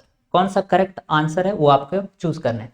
पहला बोला है Zener diode, Zener diode is connected in reverse bias when used as a voltage regulator. नहीं, वोल्टेज रेगुलेटर के जैसा हम जीनर डायोड को generally use नहीं करते हैं। आगे है the potential barrier, Zener diode as a voltage regulator है, बट आगे Zener diode is connected in reverse bias when used as a voltage regulator. No, the potential barrier of PN junction lies between 0.1 to 0.3। PN junction मतलब ये silicon और basically germanium का जो barrier potential है उस पर dependent है। तो पहला ऑप्शन जो है वो करेक्ट दिख रहा है, क्योंकि Zener diode as a voltage regulator होता है और हमेशा रिवर्स बायस में ही काम होता है, हाई डोपिंग का होता है। तो पहला जो है वो ट्रू लग रहा है, ट्रू। दूसरा बोला है potential barrier of PN junction lies between 0.1 and 0.3, ये जरूरी नहीं है, तो फॉल्स दिख रहा है। तो डायोड जिस मटेरियल का सेमीकंडक्टर का बना हुआ है उसके अकॉर्डिंग उसका पीएन जंक्शन का पोटेंशियल बैरियर होगा। ये जरूरी नहीं 0.2 to 0.7 भी होता है, 0.3 to 0.7 होता है बेसिकली। तो सेकंड ऑप्शन फॉल्स है, फर्स्ट करेक्ट है। तो A is correct and B is incorrect, option number third होना चाहिए। हालांकि इसने सेकंड मार के रखा था किसी ने इसमें। ओके, आगे मूव करते हैं बालक। तो हम थोड़ा फास्ट बता रहे हैं, इधर उधर हुआ तो आप थोड़ा मैनेज कर लेना, बट आई थिंक सही जा रहा है अभी तक। ओके, क्वेश्चन नंबर 26 पे आ जाते हैं।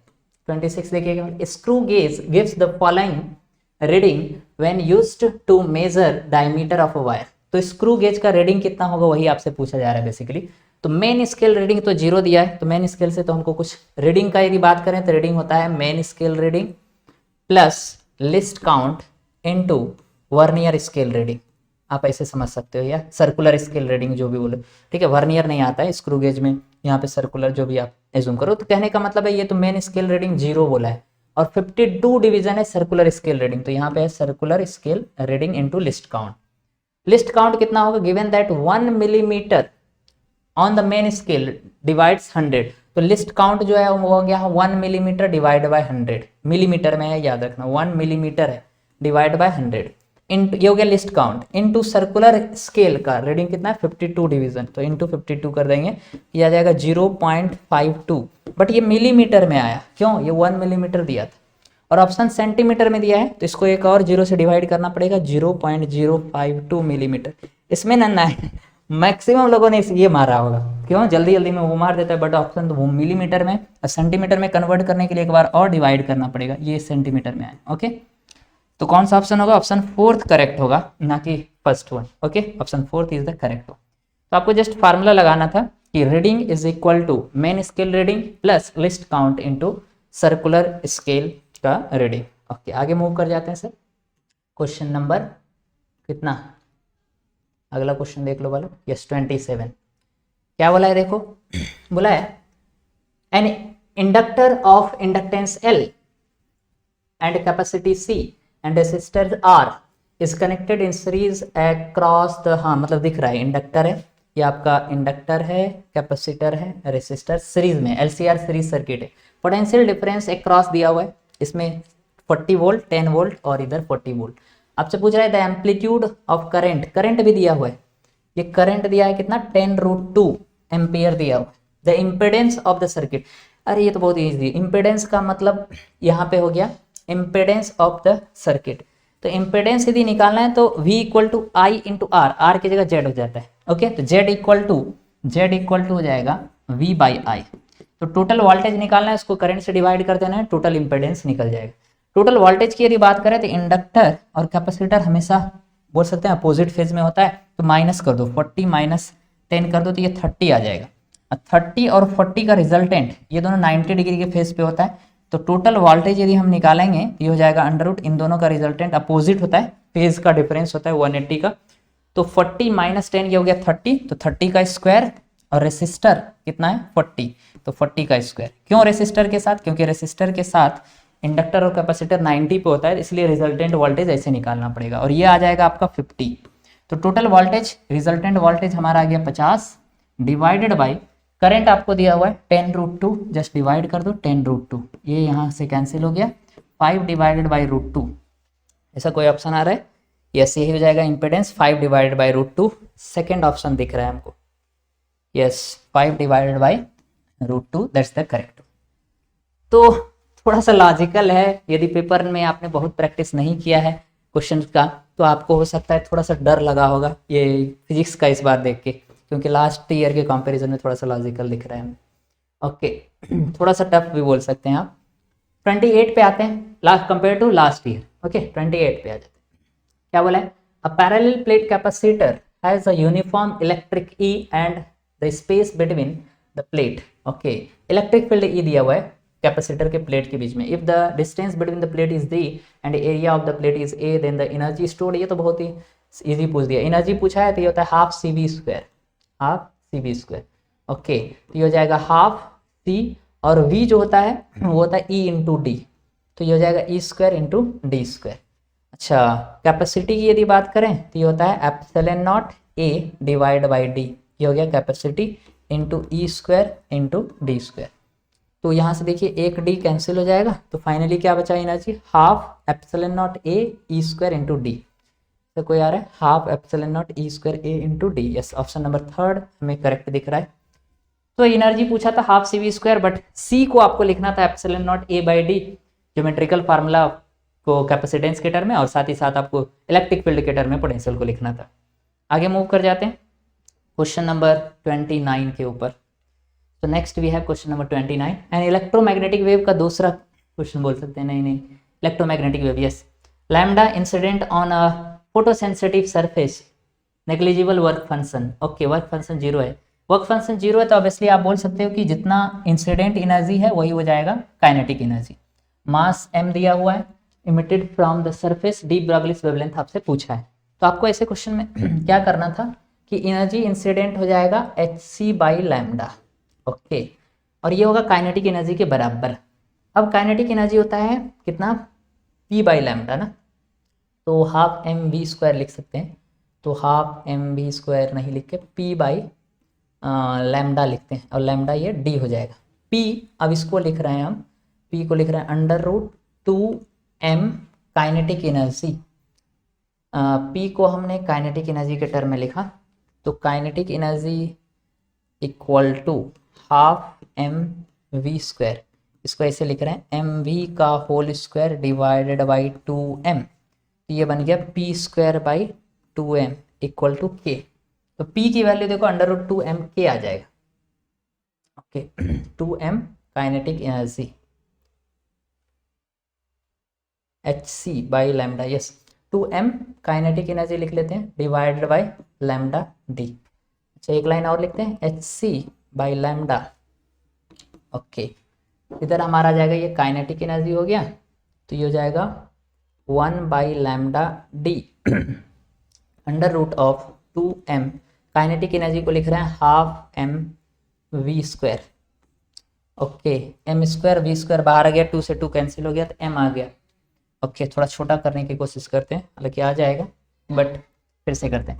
तो यहाँ पे बाहर निकालने के लिए जो एनर्जी है वो h c by lambda, okay अब यदि एनर्जी डी ब्रॉगलीस वेवलेंथ पूछा है, तो वेवलेंथ ये होता है यहाँ पे लैम्डा डी हो जाएगा, वेवलेंथ ये होता है h by p, h by p, okay तो ये हो जाएगा h c by lambda D,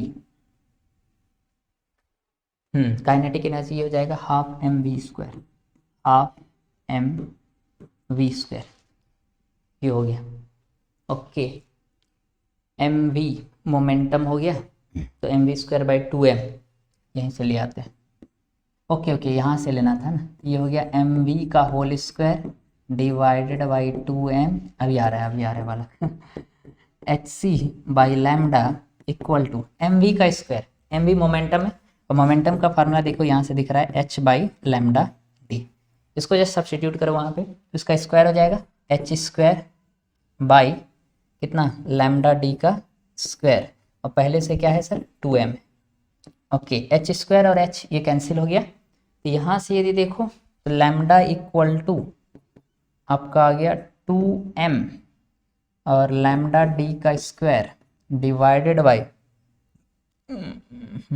C divide by h, yes ये आ गया, तो लैम्डा डी का स्क्वायर है 2mc बाई एच है, यस ऑप्शन नंबर 3 करेक्ट दिख रहा है।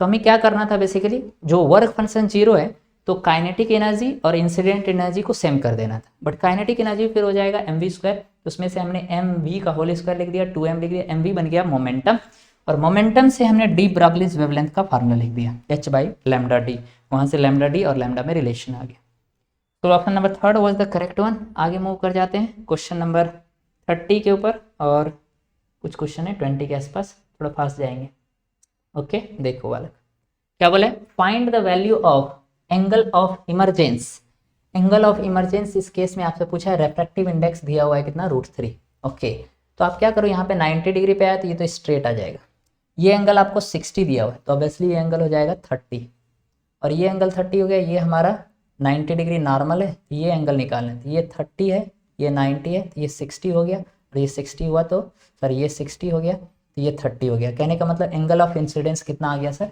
30 आ गया, ये वैल्यू एंगल ऑफ इंसिडेंस का जो है वो कितना आ गया 30, तो आई की वैल्यू है हमारा 30, हमें म्यू दिया हुआ है, आर पूछा है एंगल ऑफ इमरजेंस मतलब एंगल ऑफ रिफ्रैक्शन, तो आपको पता होगा साइन आई कितना निकला 30 डिवाइड साइन आई है sine 30 divide by sine r निकालना है, ये 1 बाई म्यू होता है तो 1 बाई √3 आ गया, तो यहाँ से साइन आर निकाल लेते हैं, ये हो जाएगा साइन 30 हाफ, साइन आर को इधर लेके आए, √3 इधर चला गया, ये आ गया साइन आर, अब यहाँ से आर की वैल्यू निकालो, √3 बाई 2 मतलब आर 60 डिग्री, तो ये कॉमन सेंस का जस्ट क्वेश्चन था। स्नेल्स लॉ बेसिकली लगाना था। तो एंगल ऑफ रिफ्रैक्शन को ही बोलते हैं एंगल ऑफ इमरजेंस, जितने एंगल पे ये बाहर निकलेगा रे तो वो आ गया 60 डिग्री। आगे मूव करते हैं, बालक थोड़ा फास्ट जा रहे हैं, चलो जल्दी जल्दी आंसर मैच करना है ताकि जल्दी पब्लिश कर सके। Okay, question number 31, the equivalent capacitance of the combination shown in the figure. तो ये एक डायग्राम दिया है, इक्विवेलेंट कॉम्बिनेशन पूछ रहा है। इसको ए मान लेते हैं, इसको बी मान लेते हैं। अच्छा, जो पोटेंशियल यहाँ पे होगा वही यहाँ पे होगा, तो ये तो शॉर्ट सर्किट हो गया। शॉर्ट सर्किट मतलब इसमें करंट जाएगा ही नहीं, तो ये हो गया हमारा 0। तो ऑब्वियसली केवल सी और सी बचा, और दोनों पैरेलल में, तो सी प्लस सी 2c हो जाएगा। तो ये आपके साथ थोड़ा सा खेल खेल रहा था एग्जामिनर, अब कंफ्यूज हो गए। आगे मूव कर जाते हैं क्वेश्चन नंबर 32 पे, बहुत ही इंटरेस्टिंग है, थोड़ा देखते हैं। बोला if F is the force, A is the acceleration, T is the time chosen, then physical quantity find the dimension of energy। Energy का डायमेंशन पूछा था, आप डायरेक्टली ऐसे लिख दो ना, एनर्जी इक्वल टू वर्क होता है, work equal to force into displacement होता है। Work equal to force into displacement, displacement को मान लो एक्स बोल रहे हैं या एस जो भी बोलो। अच्छा, तो ये हो गया F, displacement equal to, displacement की का फॉर्मूला लिखते हैं, तो इधर होता है velocity equal to displacement by time. तो हमें निकला है एक्स डिस्प्लेसमेंट, तो displacement equal to velocity into time, but हमें एक्सेलरेशन के टर्म में चाहिए। तो एक्सेलरेशन का यूनिट या एक्सेलरेशन होता है डिस्प्लेसमेंट बाय टाइम स्क्वायर। कहाँ से लिखें, मीटर पर सेकंड स्क्वायर होता है, तो डिस्प्लेसमेंट बाय टाइम का स्क्वायर आ जाएगा। तो ये आ गया, तो यहाँ से डिस्प्लेसमेंट इक्वल टू आ जाएगा ए इंटू टाइम का स्क्वायर, यानी एक्सेलरेशन को कैपिटल ए बोला है और टाइम को टी बोला है, तो टी का स्क्वायर हो जाएगा। तो क्या आ गया, एफ ए टी स्क्वायर आ गया। बेसिकली हमने ऐसे निकाल दिया एनर्जी का, F A T square, F A T square, ये second option is the correct one. कैसे किया, फिर से बोलते हैं, energy equal to force into displacement. Displacement को कैसे लिखेंगे, तो एक्सेलरेशन होता है मीटर पर सेकंड, यानी डिस्प्लेसमेंट बाय टाइम का स्क्वायर, मीटर पर सेकंड स्क्वायर होता है। तो यहाँ से displacement equal to a T square, acceleration को कैपिटल ए बोला है और टाइम को कैपिटल टी, तो ये आ गया सर। आगे मूव कर जाते हैं क्वेश्चन नंबर 33 पे, देख लो वाला। बोला a cup of coffee cools from 90 to 80, हाँ न्यूटन्स लॉ ऑफ कूलिंग आ गया, in time t when room temperature is 20, the temperature of similar coffee from 80 to 60 degree Celsius, room temperature 20, तो कितना time लगेगा। Okay, बहुत ही logical question है। Newton's law of cooling का formula थोड़ा सा हम लिखते हैं साइड में इधर। ये फार्मूला होता है difference in temperature by difference in time that is equal to a constant, minus भी होता है, नहीं ले रहे, average temperature of the object T1 + T2 divide by 2 minus of surrounding temperature T0। ये न्यूटन्स लॉ ऑफ कूलिंग है, पढ़िए तो अच्छी बात है, नहीं तो मैजिक मैजिक लग रहा होगा। पहले केस में बोला है 90 से 80 चला गया, तो डिफरेंस इन टेम्परेचर हो गया 10 divided by when the room temperature is 20 degree Celsius, time हमें नहीं दिया है तो मान लेते हैं टाइम है t, इक्वल टू, अच्छी बात है, the time taken by the cup of coffee from 82 से, पहला केस में लिख लेते हैं, डिफरेंस इन टेम्परेचर लिख दिया 10, टाइम को t मान लिया, कांस्टेंट क्या आ गया, उसके बाद एवरेज टेम्परेचर लिख रहे हैं, तो 90 + 80, 90 + 80 170, उसका आधा करो, तो T1 + T2 बाई 2 कर रहे हैं, तो 90 + 80 170 डिवाइडेड बाई 2, 170 डिवाइड बाई 2 करो, केजी क्लास में लग रहा है मैं बहुत एब्सेंट था। ये 85 आ जाएगा, 85 आएगा ना, यस 85 माइनस सराउंडिंग टेम्परेचर 20, तो पहला इक्वेशन बन गया। चलो दूसरी बार क्या बोला है, from room of temperature, room temperature same है coffee, then the time taken by the similar cup of coffee 90 takes time t when the room temperature is the time taken by the similar cup of coffee to cool from 80 to 60, तो 80 to 60 मतलब temperature difference 20 हो गया, इस बार time मान लो T2 है, okay, equal to के आ जाएगा, average temperature 80 to 60 चला गया, तो इसका एवरेज निकालो 80 + 60 140 बाई 2 मतलब 70 माइनस ऑफ 20, ये आ गया इक्वेशन नंबर 2। जस्ट डिवाइड कर देते हैं, इक्वेशन 1 डिवाइड बाई इक्वेशन 2 करो, तो देखो जब कैंसिल करोगे तो ये आ जाएगा 10/t, और इधर जब करोगे तो ये 20/t2, t2 हमें निकालना है, याद रखना, इधर k और k कैंसिल हो जाएगा, 85 - 25 कर दो 65 आ जाएगा, और नीचे इसको माइनस करो तो 50 आ जाएगा।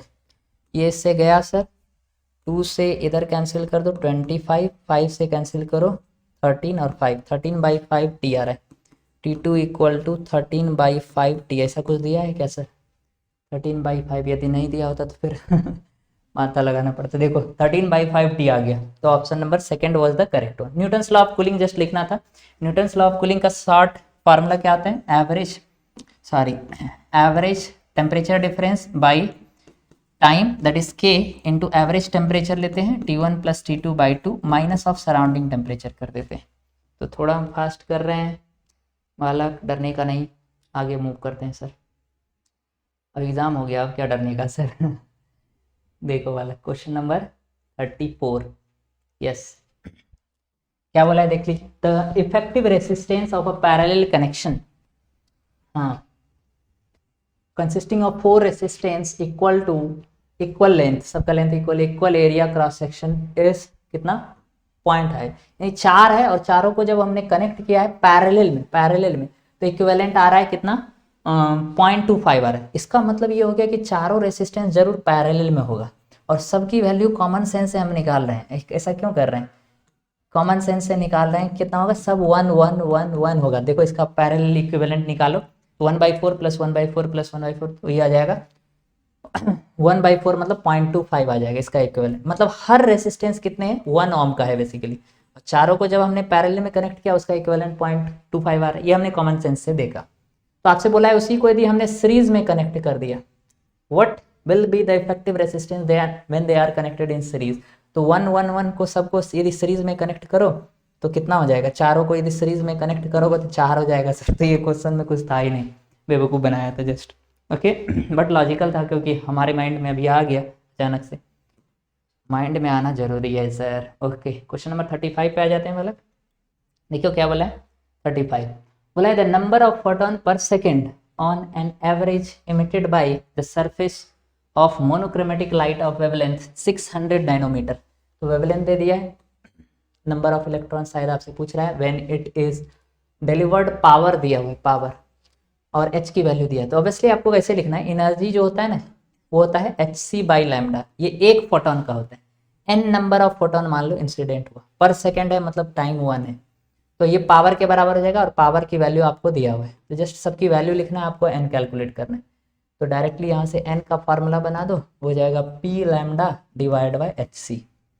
तो नंबर इक्वल टू आ जाएगा आपका p की वैल्यू देखो कितना दिया है 3.3 10⁻⁻3। लैम्डा है 600 नैनोमीटर, नैनो मतलब 10⁻⁹ डिवाइड बाय h की वैल्यू है 6.6 10⁻34 और c की वैल्यू तो आता है आपको 3 × 10⁻⁸ कितना 8, ओके। जस्ट पावर कैलकुलेट करना है आपको। तो आप देखो यहाँ पे यदि थोड़ा सा दिमाग लगाओगे आप तो इसको और इसको जब कैंसिल करोगे तो ये 2 टाइम्स में कैंसिल हो जाएगा सर, अच्छी बात है, ओके। कुछ गलती नहीं की है। h p × लैम्डा, p दिया हुआ था इतना, लैम्डा 600 नैनोमीटर, हाँ अब से 2 × 3 6 हो गया, ये 6 कैंसिल हो गया, ऊपर ये 2 0 है, इसको कैंसिल करोगे तो ये -7 आ जाएगा, इसको जब कैंसिल करोगे -7 आ गया। टोटल पावर को एक साथ लिखते हैं, तो ऊपर आ गया 10⁻³ और -7, नीचे का जब ऊपर आ जाएगा तो +34 और नीचे से ये जब ऊपर आ जाएगा -8। अब सब कैलकुलेट करो, 7 × 3 10 हो गया, 10 34 में से 10 गया तो ये हो जाएगा 24 - 8, 24 - 8 मतलब 16। Yes, option number 3 is the correct one. तो जस्ट आपको एक फार्मूला लगाना था, एनर्जी होता है hc/λ, n number of photon per second है तो इंटू n हो जाएगा और वही होता है पावर के बराबर, एनर्जी बाय टाइम पावर होता है। आगे मूव कर जाते हैं, सेक्शन बी में आ जाते हैं, ओके। 36 नंबर क्वेश्चन देख लीजिए क्या बोला है। 3 resistance having R1, R2 and R3 are connected as shown in the figure. The ratio I3/I1 of the currents in terms of resistance used in the circuit is what? यानी I1 और I3 का ratio पूछा है आपसे। I1 मतलब ये main current है और I3 मतलब ये वाला करंट। तो ये जस्ट आपको फार्मूला लिखना है, तो हम साइड में लिखते हैं, इधर I1 की वैल्यू लिख रहे हैं, सॉरी I3 की वैल्यू लिख रहे हैं, I3। तो मेन करंट कितना आ रहा है, इधर से करंट आ रहा है I1। अब यही डिवाइड होगा, करंट के डिवीजन का रूल होता है अदर रेसिस्टेंस, अदर मतलब ऊपर वाला R2 डिवाइड बाय टोटल, तो R2 + R3, तो R2 + R3 और इनटू मेन करंट है I1। तो आपसे रेशियो पूछा है I3/I1 और वो दिख रहा है, यहीं से जस्ट डिवाइड कर देना है I1 को इधर, तो I3/I1 हो जाएगा R2 divide by R2 plus R3, R2 divide by R2 plus R3, R2 divide by R2 plus R3, R2 divide by R2 plus R3, yes second option is the correct. तो कुछ था नहीं question में, just आपको ये वाला current लिखना था और ये करंट लिख रहे हैं तो ऑटोमेटिक आपका रेशियो आ जाएगा। ओके आगे बढ़ जाते हैं। So next we are moving to question number 37। Okay देखने से डरावना लग रहा है बट देखते हैं क्या है।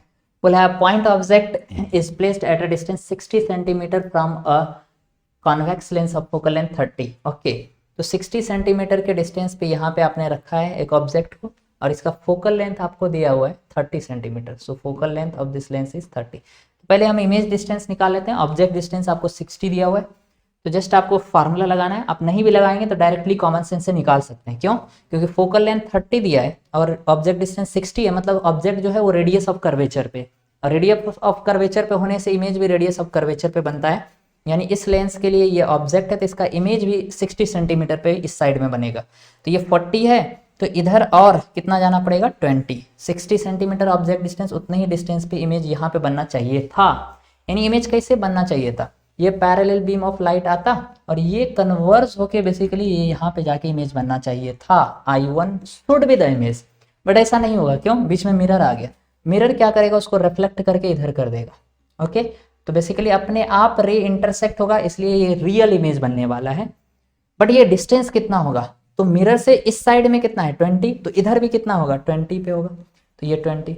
अच्छा टोटल यहाँ से यहाँ 40 है तो ये वाला डिस्टेंस भी कितना होगा 20। तो लेंस से फाइनल इमेज कितने डिस्टेंस पे बनेगा 20। फिर से एक बार बोलते हैं, फोकल लेंथ 30 दिया हुआ था, ऑब्जेक्ट डिस्टेंस 60 है, यानी object is at radius of curvature, तो इमेज भी रेडियस ऑफ कर्वेचर पे बनेगा, यानी 60 सेंटीमीटर इधर बनेगा। तो यहाँ से यहाँ 40 है, 20 और जाना पड़ेगा, यहाँ पे बनना चाहिए था बट नहीं बनेगा। क्यों?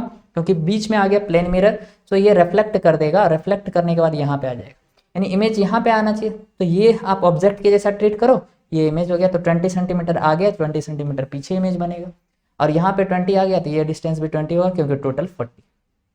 तो बोल सकते हैं final image is at a distance of 20 centimetre from the lens as well as from the mirror, but the image is a real image क्योंकि अपने आप रे इंटरसेक्ट कर रहे हैं। तो पहला ऑप्शन है 20 centimetre from the lens, it would be a real image. पहला ही ऑप्शन करेक्ट है वाला, सो first option is the correct one. बहुत ही लॉजिकल क्वेश्चन था, कुछ करना ही नहीं था, कैलकुलेशन जीरो है इसमें। ओके और ये आ गया हमारा favourite topic semiconductor. Okay move करते हैं, क्या बोले, for the given circuit the input digital signal are applied to the terminal A and B and C, what would be the output of the terminal. तो बालक ये जो question है ना, इसमें आपको चेक करना पड़ता है, बेसिकली ये टाइम कंज्यूमिंग क्वेश्चन होता है। तो हम पहले इसको थोड़ा छोटा कर लेते हैं, सर छोटा कर लो, PDF को थोड़ा छोटा कर रहे हैं ताकि सभी ऑप्शन आपको दिख सके। तो आपको क्या बोला है बेसिकली, ये एक थोड़ा इधर मूव कर, थोड़ा और छोटा करें, शायद दिख रहा होगा आपको ताकि हम पूरा बता सकें आपको। हाँ तो क्वेश्चन में क्या बोला है, ABC 3 इनपुट दिया हुआ है। तो इनपुट कैसा है, देखो ये 0 है पहले, फिर दूसरे का भी 0 है, तीसरे का सर 1 है, तो 0 0 1 पहली बार में इनपुट दिया है। तो आपको यहाँ पे क्या करना है, 0 फिर 0 फिर 1 दे देना है। यहाँ 0 दोगे तो इधर दोनों 0 जाएगा, फिर इधर भी 0 आएगा, इधर 1 आएगा। ये एंड गेट है, मल्टीप्लाई कर देता है, तो 0 इंटू 0 0 ही होने वाला है। इधर 1 इंटू 0 ये 0 होगा बट नॉट है, इन्वर्स हो जाएगा यानी 1 हो जाएगा। 0 1 को ऐड करेंगे तो 1 आ जाएगा। तो आउटपुट पहला केस में 1 आ गया, ये याद रखना है। चलो दूसरा केस में चेक करते हैं।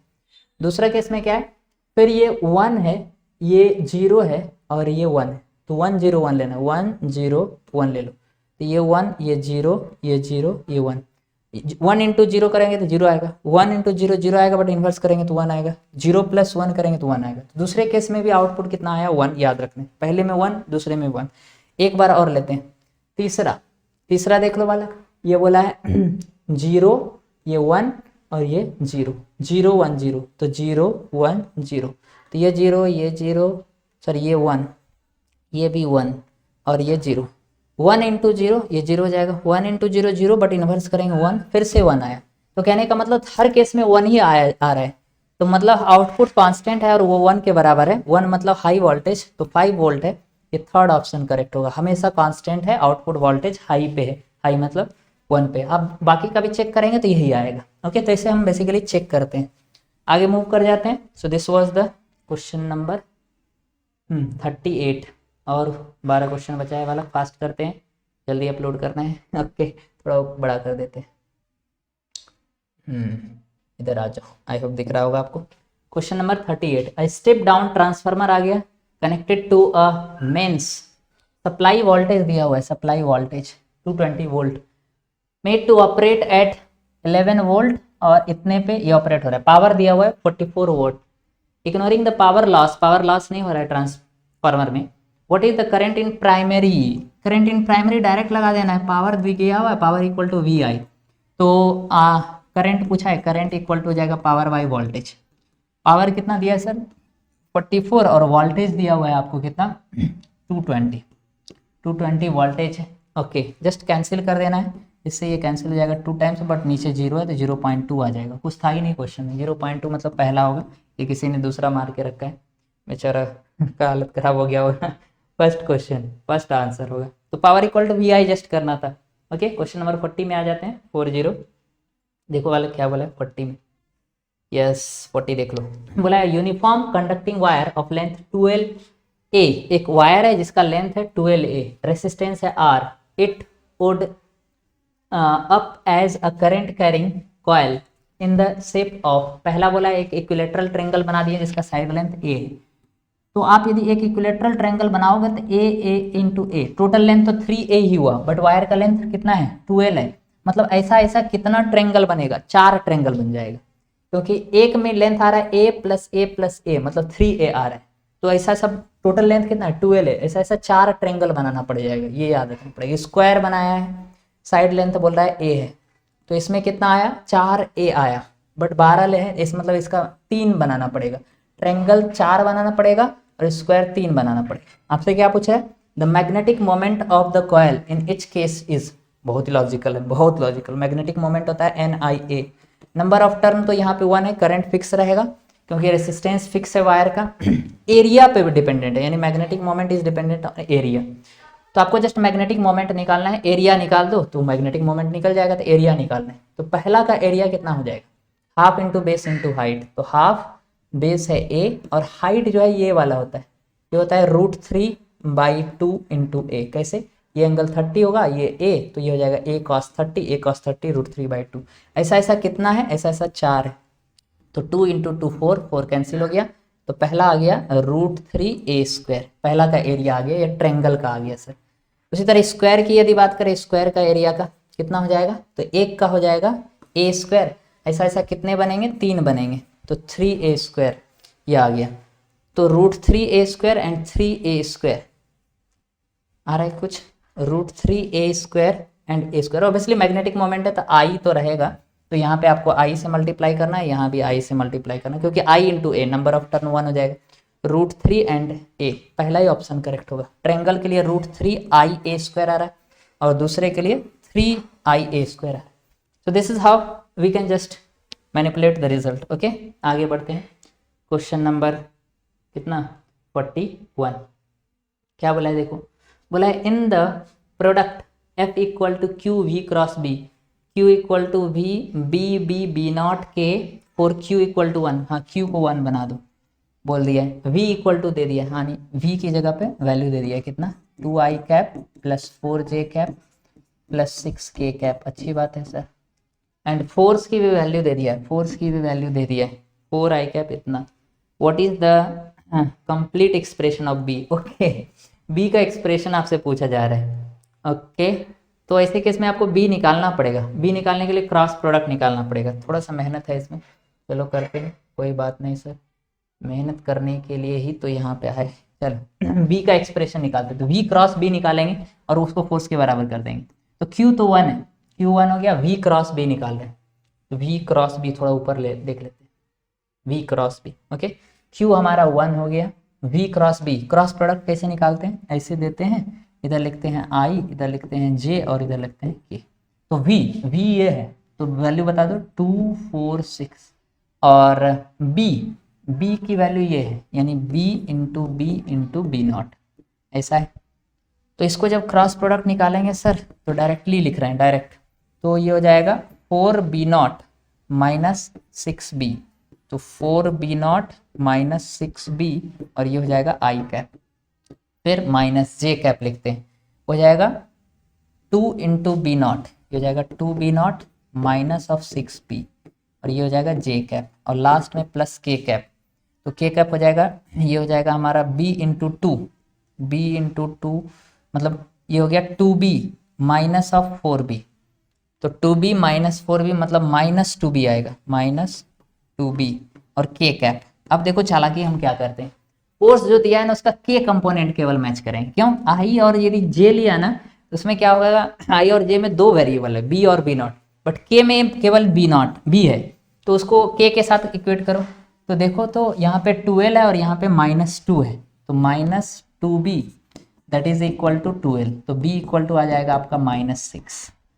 तो इक्वेशन जो आएगा उसमें -6 आएगा, क्योंकि फार्मूला क्या है, b है, तो b आई का है, b j का, अब b की वैल्यू -6 है और वो दिख रहा है, कौन सा ऑप्शन, सेकंड ऑप्शन करेक्ट होगा, -6 और उसी तरफ बालक तुम किसी i को भी इक्वेट कर लेना, तो इसको और इसको जब इक्वेट कर लोगे यानी 4b0 -6b0 4 के बराबर कर देना, तो वहां से b0 भी निकल जाएगा, b की वैल्यू -6 रख दे, तो ऐसे थोड़ा चालाकी करना पड़ता है।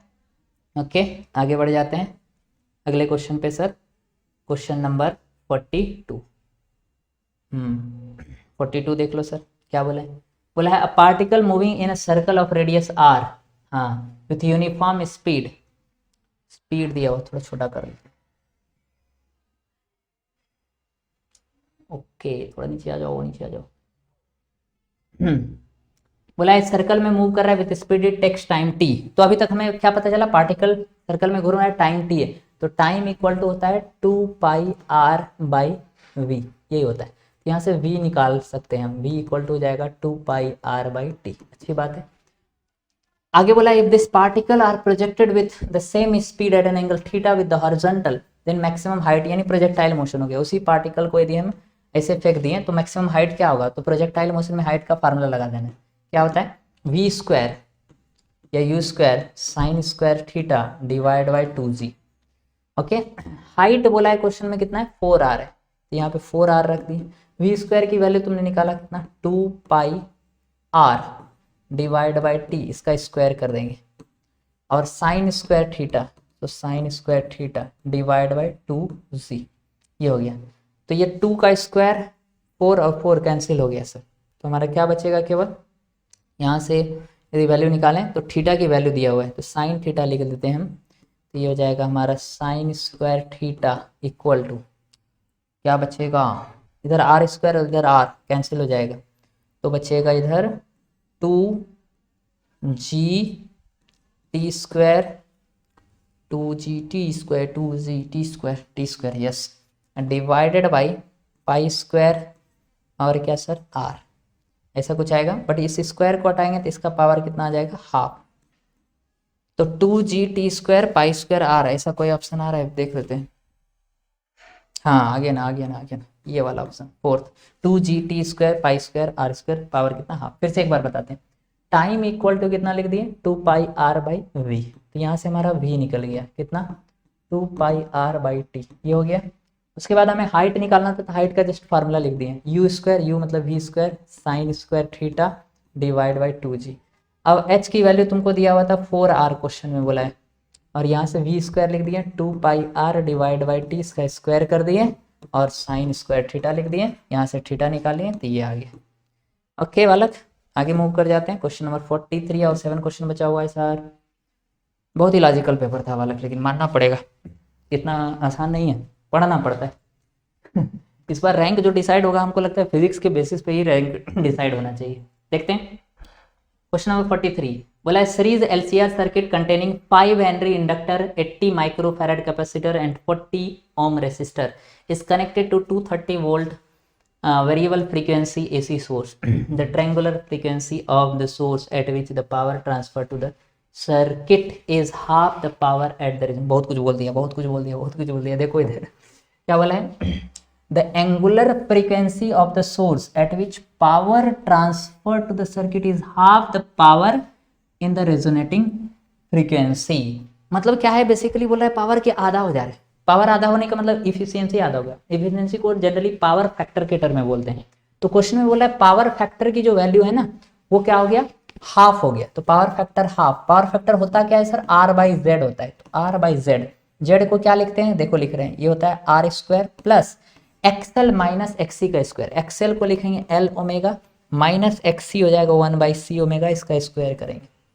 बहुत ही लेंदी है वाला कि तो हमारे पास जगह भी नहीं उतना सॉल्व करने का। चलो फिर भी हम ट्राई करते हैं। 1/2 इक्वल टू वैल्यू पुट करो, आर दिया हुआ है कितना 40 ओम, तो यहाँ 40 पुट करना है, अंडर रूट आर स्क्वायर मतलब ये 40 का स्क्वायर आ जाएगा, और यहाँ से प्लस एल ओमेगा, एल की वैल्यू यस 5 हेनरी दिया हुआ है, तो यहाँ पे 5 इंटू ओमेगा ये पुट कर देंगे, माइनस 1/c ओमेगा, सी दिया 80 माइक्रोफैरड, तो यहाँ पे जाके पुट करेंगे 1/c ओमेगा, सी हो जाएगा 80 माइक्रो मतलब 10⁻⁻6 इंटू ओमेगा इसका होल स्क्वायर।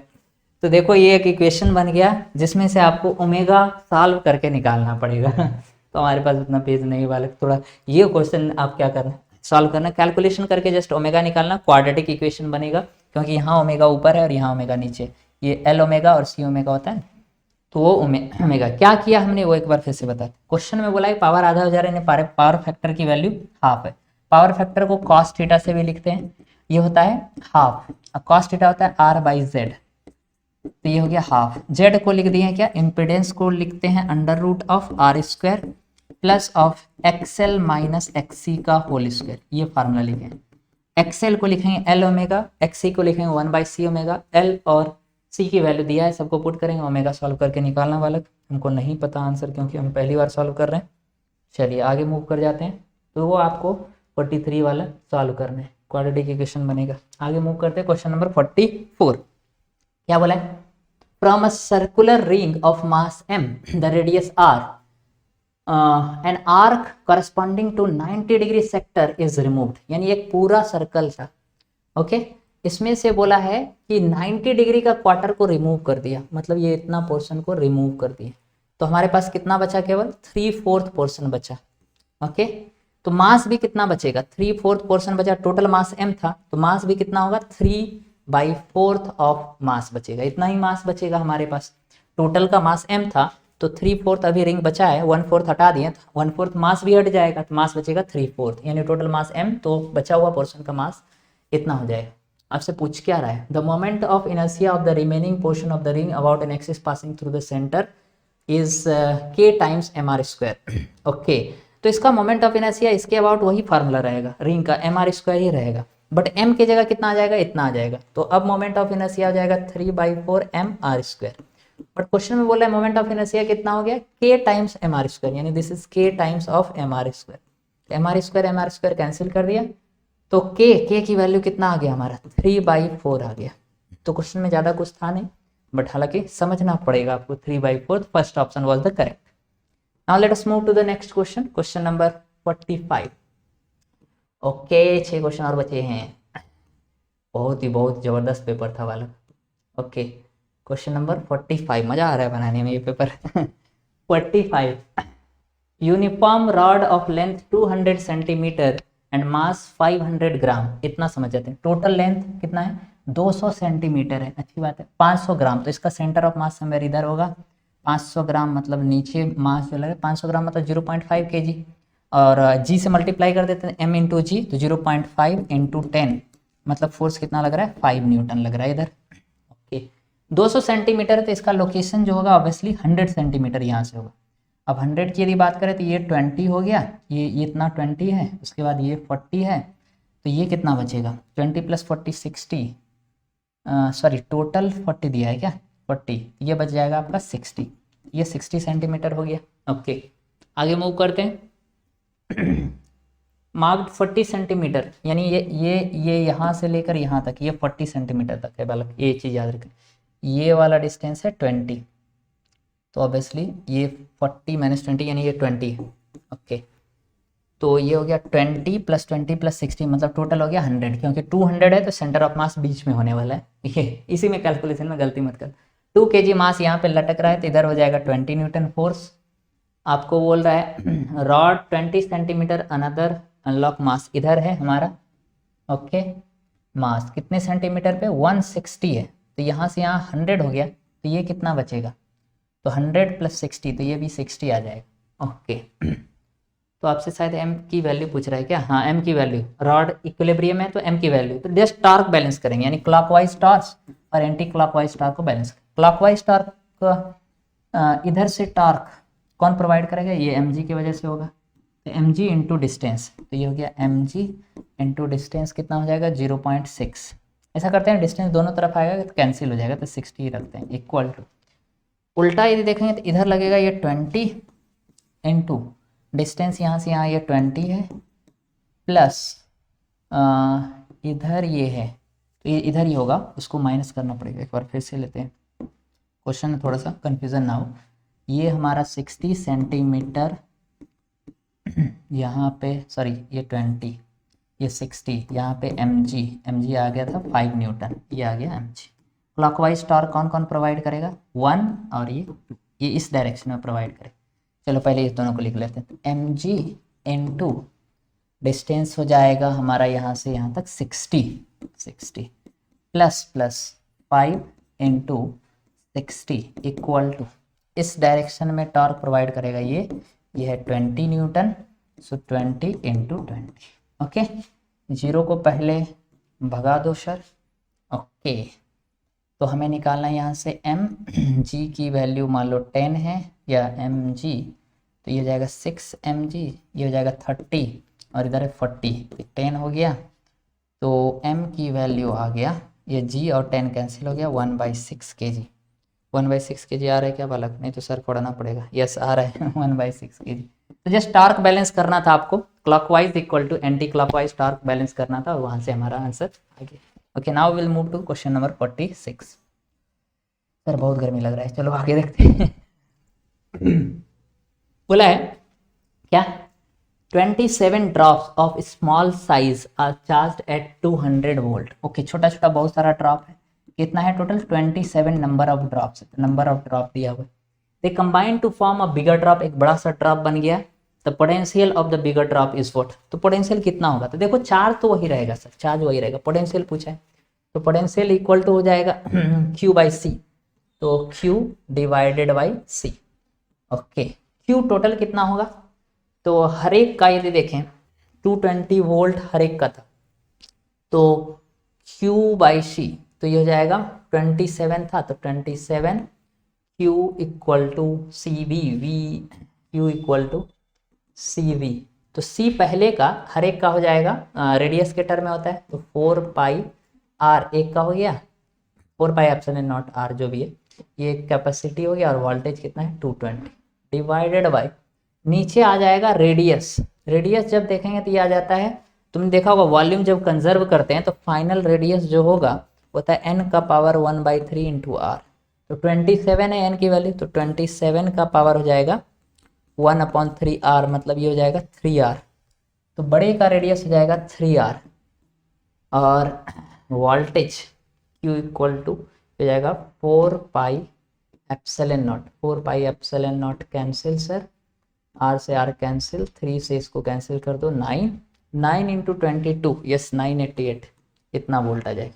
बेसिकली हमने क्या किया, v equal to Q by C formula लगा दिया, और q एक ड्रॉप के बीच जो चार्ज होगा वो होगा q equal to C V, तो ऐसा सा 27 था तो 27 c इंटू वी कर दिए, और बाद में केवल c चाहिए तो बड़े ड्रॉप के लिए c 4 पाई एप्सिलॉन r होगा, बट r कितना होता है, वॉल्यूम कंजर्व करने से रेडियस इतना आता है, तो ये थोड़ा फास्ट में बता दी ओके। चलो आगे मूव कर जाते हैं। पढ़ाते समय बेसिकली हम पूरा डिटेल में ऑब्वियसली पढ़ाते हैं, बट अभी क्वेश्चन सॉल्विंग है इसलिए थोड़ा फास्ट में बता दे रहे हैं हम आंसर की मैच करने के लिए। A car starts from rest and accelerates at 5 metre पर second square at t equal to 4 second okay. तो रेस्ट से स्टार्ट हुआ मतलब इनिशियल वेलोसिटी इसका 0 है सर, और t इक्वल टू 4 सेकेंड पे स्टार्ट हुआ, एक्सेलरेट्स एट 5 मीटर पर second square, a ball is dropped out of a window by the person sitting in the car, तो पहले कितने वेलोसिटी हो जाएगा, तो v equal to U plus A T, A है 5, टाइम लगा 4 सेकंड, मतलब बाद में बॉल की वेलोसिटी हो जाएगा 20 मीटर पर सेकेंड। और उसको बोला है what is the velocity of acceleration of the ball. तो एक्सेलरेशन तो वही होगा, what is the velocity and acceleration. पहले वेलोसिटी देख लेते हैं। तो जैसे ही उसको छोड़ेंगे तो वेलोसिटी इधर हो जाएगा, बट 6 सेकंड के बाद बोला है, तो 2 सेकंड के बाद इधर वेलोसिटी कितना हो जाएगा। तो एक्सेलरेशन नीचे की तरफ जी होता है, यानी 1 सेकंड में 10 मीटर पर सेकंड होता है। तो 2 सेकंड और 4 सेकंड से 6 सेकंड, मतलब 2 सेकंड और, तो इधर भी वही इक्वेशन लगा दो, v equal to U plus 80, तो 2 सेकंड बाद ये आ जाएगा 20। तो इधर भी वेलोसिटी 20, इधर भी 20, टोटल आ जाएगा 20√2। तो वेलोसिटी तो आ गया 20√2 और वो एक ही ऑप्शन में है। और एक्सेलरेशन ऑब्वियसली 10 ही होगा, क्योंकि छोड़ दिए हवा में कोई ऑब्जेक्ट है, तो एक्सेलरेशन ड्यू टू ग्रेविटी के बराबर होता है। ओके, आगे मूव करते हैं। क्वेश्चन नंबर 48, केवल 2 क्वेश्चन बचा है वाला। A particle of mass m is projected with velocity v equal to k into v, k is less than 1. V is the basically escape velocity from the surface of the earth. The escape velocity, the maximum height above the surface of reached by the particle is what? Maximum कितना height तक जाएगा। तो इसका यदि हम energy equation लिखेंगे तो basically lengthy होगा वैसली, कि टोटल एनर्जी को बैलेंस करना है।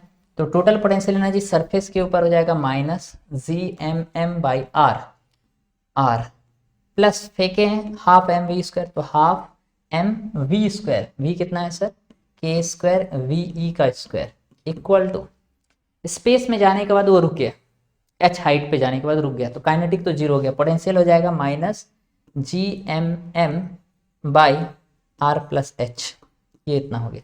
अब जब सॉल्व करेंगे, सॉल्व करके एच निकालेंगे, एच देख लो कितना आएगा, यहाँ से सॉल्व करके देखो। बट इसका एक ऐसे समझो कि एक ट्रिक भी होता है। ट्रिक क्या होता है, यस, एच हाइट पे जाने के बाद, यानी यहाँ से यदि किसी ऑब्जेक्ट को तुमने फेंका और ये मान लो एच हाइट तक जाके रुक गया स्पेस में, कोई पार्टिकल अर्थ से हमने फेंका, ओके, अर्थ का रेडियस r दिया हुआ है, तो एच हाइट पे जाके ये रुक गया। तो इसका होता है कि जो काइनेटिक एनर्जी होता है, इस पॉइंट पे काइनेटिक एनर्जी जीरो हो गया, जितना काइनेटिक एनर्जी से तुमने फेंका था वो वाला जो काइनेटिक एनर्जी होता है वो होता है mgh divided by 1 plus r/h, ऐसा कुछ एक फार्मूला होता है, इक्वल टू ये होता है काइनेटिक एनर्जी के बराबर। तो ये जस्ट आपको देखना है, सॉल्व करके यहाँ से आपको क्या निकालना है, बेसिकली h की वैल्यू निकालना है। तो ये आप थोड़ा सा देख लेना, इक्वेशन हमने लिख दिया है, क्या एनर्जी को जस्ट बैलेंस किया है, कहाँ पे, सरफेस पे होता है minus GMM/r gravitational potential, plus kinetic हो जाएगा हाफ एम वी स्क्वायर, और v ये दिया हुआ है तो उसका स्क्वायर कर दो, k स्क्वायर, इसके वेलोसिटी, और स्पेस में जाने के बाद काइनेटिक हो गया जीरो, बट पोटेंशियल होगा minus GMM divide by r plus h। तो आपको थोड़ा सॉल्व करना है, इसको सॉल्व करके h निकाल लेना है। ओके, चलो बालक आगे ऊपर मूव कर जाते हैं। क्वेश्चन नंबर 49 क्या बोला है, देखिए, बोला है ball of mass 0.15 kg is dropped from a height 10 metre. 10 metre की हाइट से बॉल को हमने छोड़ा है, strikes the ground and rebounds to the same height, मतलब क्या, जितनी वेलोसिटी से हिट किया उतनी ही वेलोसिटी से रिबाउंड किया, बेसिकली यही बोल रहा है, क्योंकि सेम हाइट तक जा रहा है तो लॉस इन वेलोसिटी जीरो हो जाएगा। The magnitude of the impulse imparted to the ball, तो इम्पल्स जो होता है वाला वो चेंज इन मोमेंटम होता है, और यहाँ पे चेंज इन मोमेंटम आ रहा था mv और जाते समय माइनस mv, या मान लो जाते समय mv और आते समय माइनस mv, तो चेंज हो जाएगा 2mv, तो mv माइनस ऑफ mv मतलब 2mv, और वही होगा इम्पल्स के बराबर। तो 2 मास दिया हुआ है कितना 0.15, और वेलोसिटी h हाइट से ड्रॉप किए, तो वेलोसिटी √2gh हो जाता है, h हाइट से ड्रॉप करने से वेलोसिटी 2gh होता है, √2g की वैल्यू 10 और हाइट है 10, तो यहाँ से निकाल लो आप, तो ये 10 और 10 बाहर निकल जाएगा और इसके साथ मल्टीप्लाई हो तो 1.5 इंटू 2 3 बन जाएगा, इंटू √2 की वैल्यू 1.4, 14 इंटू 3 ये होता है 42, तो 4.2 आ जाएगा, 4.2 that is the impulse imparted to the ball. तो थोड़ा सा फास्ट बना रहे हैं।